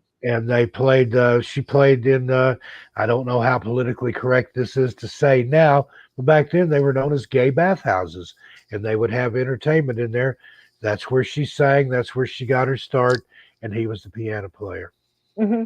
And I agree with you. So many people are disconnected, Ted. But here's the deal: if if they're the way I look at it. Now, I'm not saying this is right. This is just where I'm at right now in my understanding, and I don't understand everything, but it seems to fit for me. Those are soul parts of the soul that have to go through, and they're still learning. When you look at them, if you're an older soul, and I guess what a strange thing to say, because I think all souls are, old, and I do think there's new ones that come through. It only makes sense. It's like first time around, here I am. And I Yeah, think those are the ones that really just don't. They're like kind of crazy, kind of like these kittens are right now. They're just going with the flow. these But cats are going nuts here too. I yeah, don't. There's but something in it's the the air older tonight. ones that take Maybe it's the a dinner time. time and understand, and these are the more giving souls that come through at this time in their lives. And it's not the material things don't mean so much, it's the quality of things, and the quality of relationships and people, and the understanding and caring about nature, and replenishing things, and not taking too much, and all that kind of stuff. There really are older souls like that, and I think we come here to learn. And if it's one thing I've learned this time around, is basically we're here. That's what we're here to do. We're here to And learn. I told So, you last night how people treat you is their karma. How mhm. you treat them back is yours. So how you And we respond cannot to it is control yours. how other people, what other people do, only how we react to it. And some people are put here to not test you, but to help you work on that. It I really believe that is there are that. It people that are really is sent, that. So and that that's guy at whether they work, at the realize it or adjutant, not. That's their Think about it. purpose in life is to see how mad they can make you or wind you up. It seems And they like. don't even know it, but No, it's they don't also have any they don't really idea. even know what they're doing because they're No, so like was said, they're so disconnected from it. They've got so much of a vibration to come up on. You know what I mean? And that's the thing. You know, it's like Daniel Brinkley says, "Why are you hugging so many people?" He says, "I'm not hugging you. I'm hugging me because when I get over there, no. I'm going to need it." You know, so Hey, hug Glenn yourself Danson, today you're by not hugging old, somebody buddy. else. Yeah, we're all getting there. You know, in a lot of Yeah, ways. A but lot of ways. see what he said there. See, it went by real. Right Just below as I that was one. keying all that in, Cisco starts talking about how we are really all just energy and that we're all connected. Perfect. One Did more that down. go with something else? Ted's Now, I said you're not like, yeah, old. Now the jury's still out on the other part. I'm just kidding, buddy. I love you. I see you at all my shows. I appreciate you. I don't know I why just that little reminds. joke at your at your expense. Okay, maybe this is it. Here we go. Hold on. Thanks for the fun company tonight. You are welcome. Thanks for your company tonight, sweetie. Thanks for hosting Cisco Eve. You are more than welcome. It is our pleasure. We had a bit of an ordeal right after last night's show here at home. Things got stupid and are still messed up. Oh, sweetie. Well, I Give pray. it time. Give it time. Give It's it the time. Let season it work itself out. And for kind of like good sit back things. and observe and Yeah. see if it's people, if it's in line, you know what I mean? If it's them, kind of watch it and see.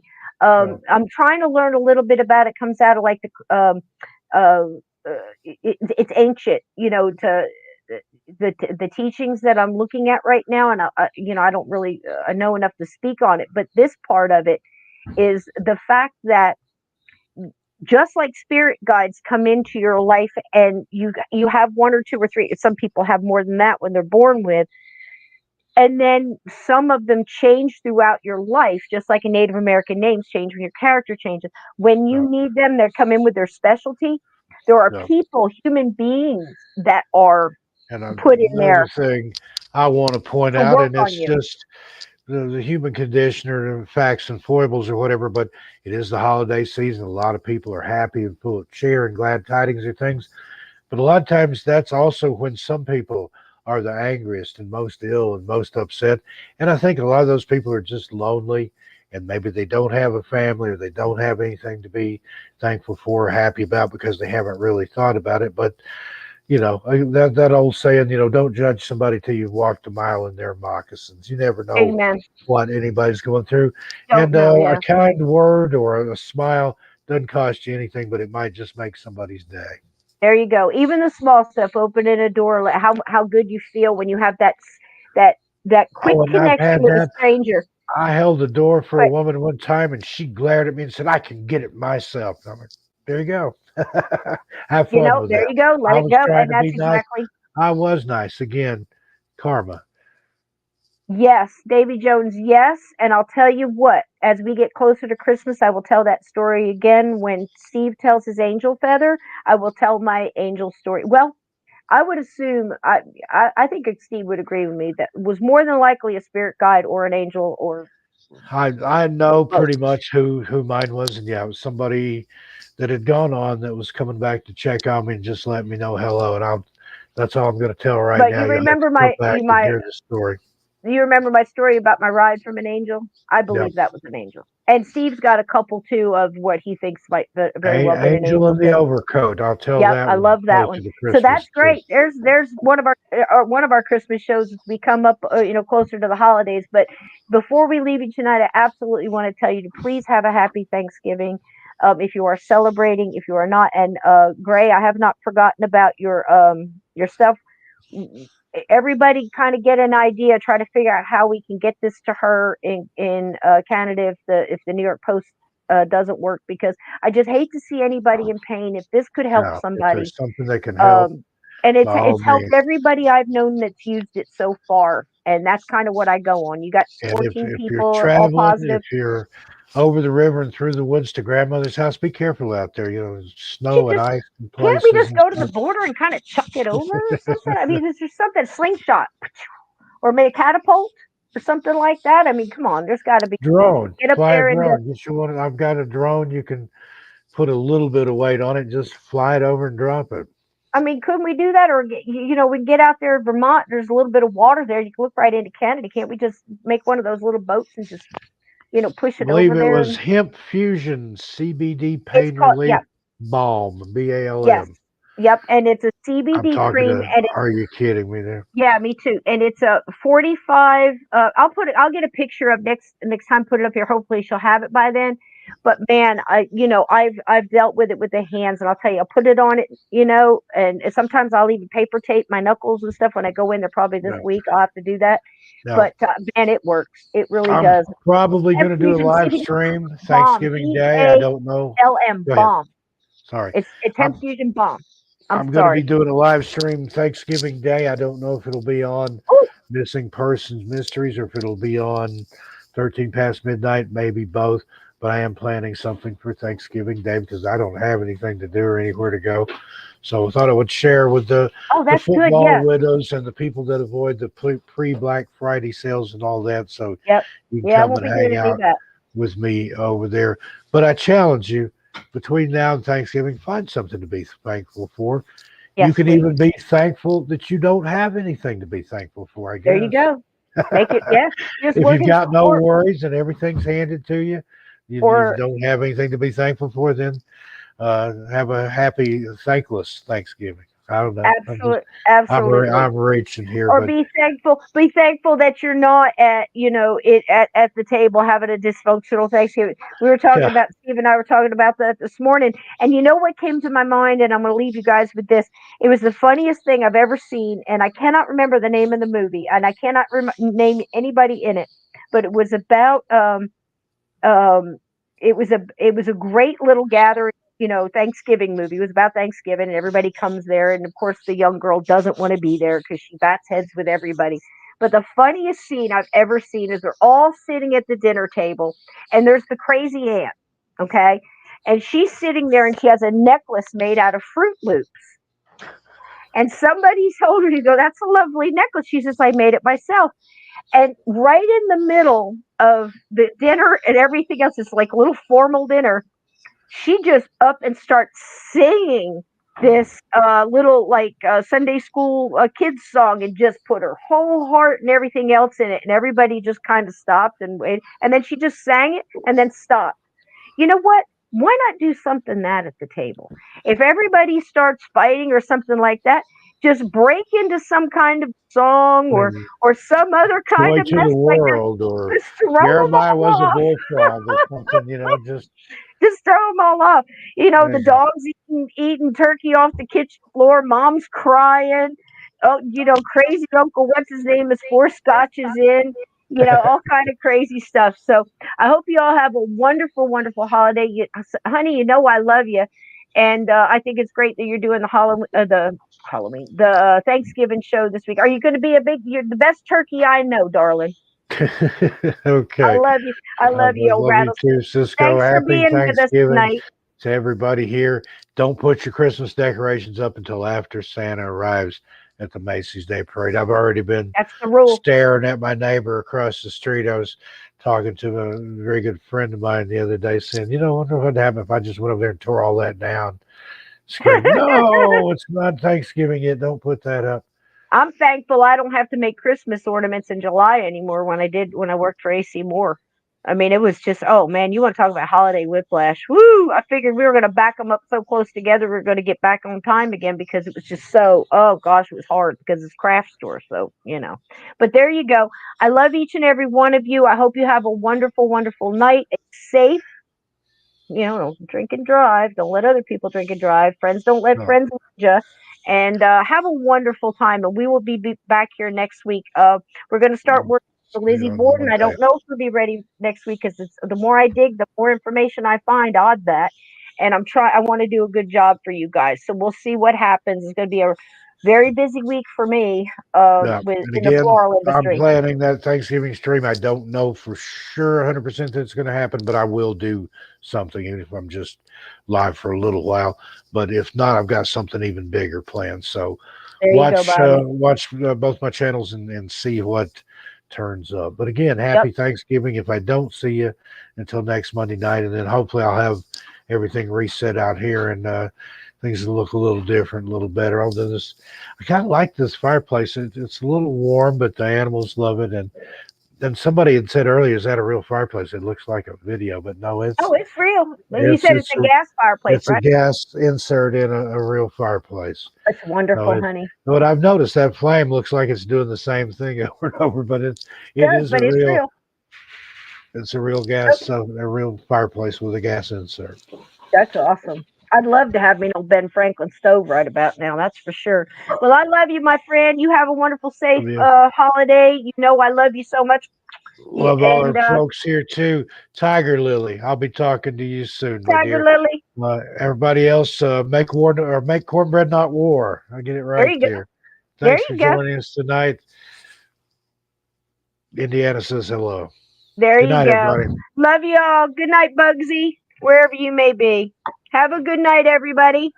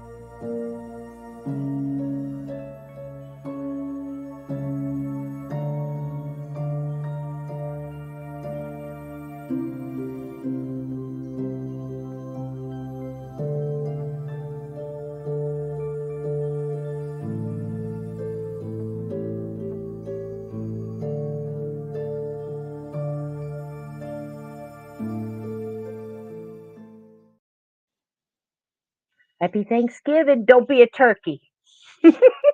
Good night.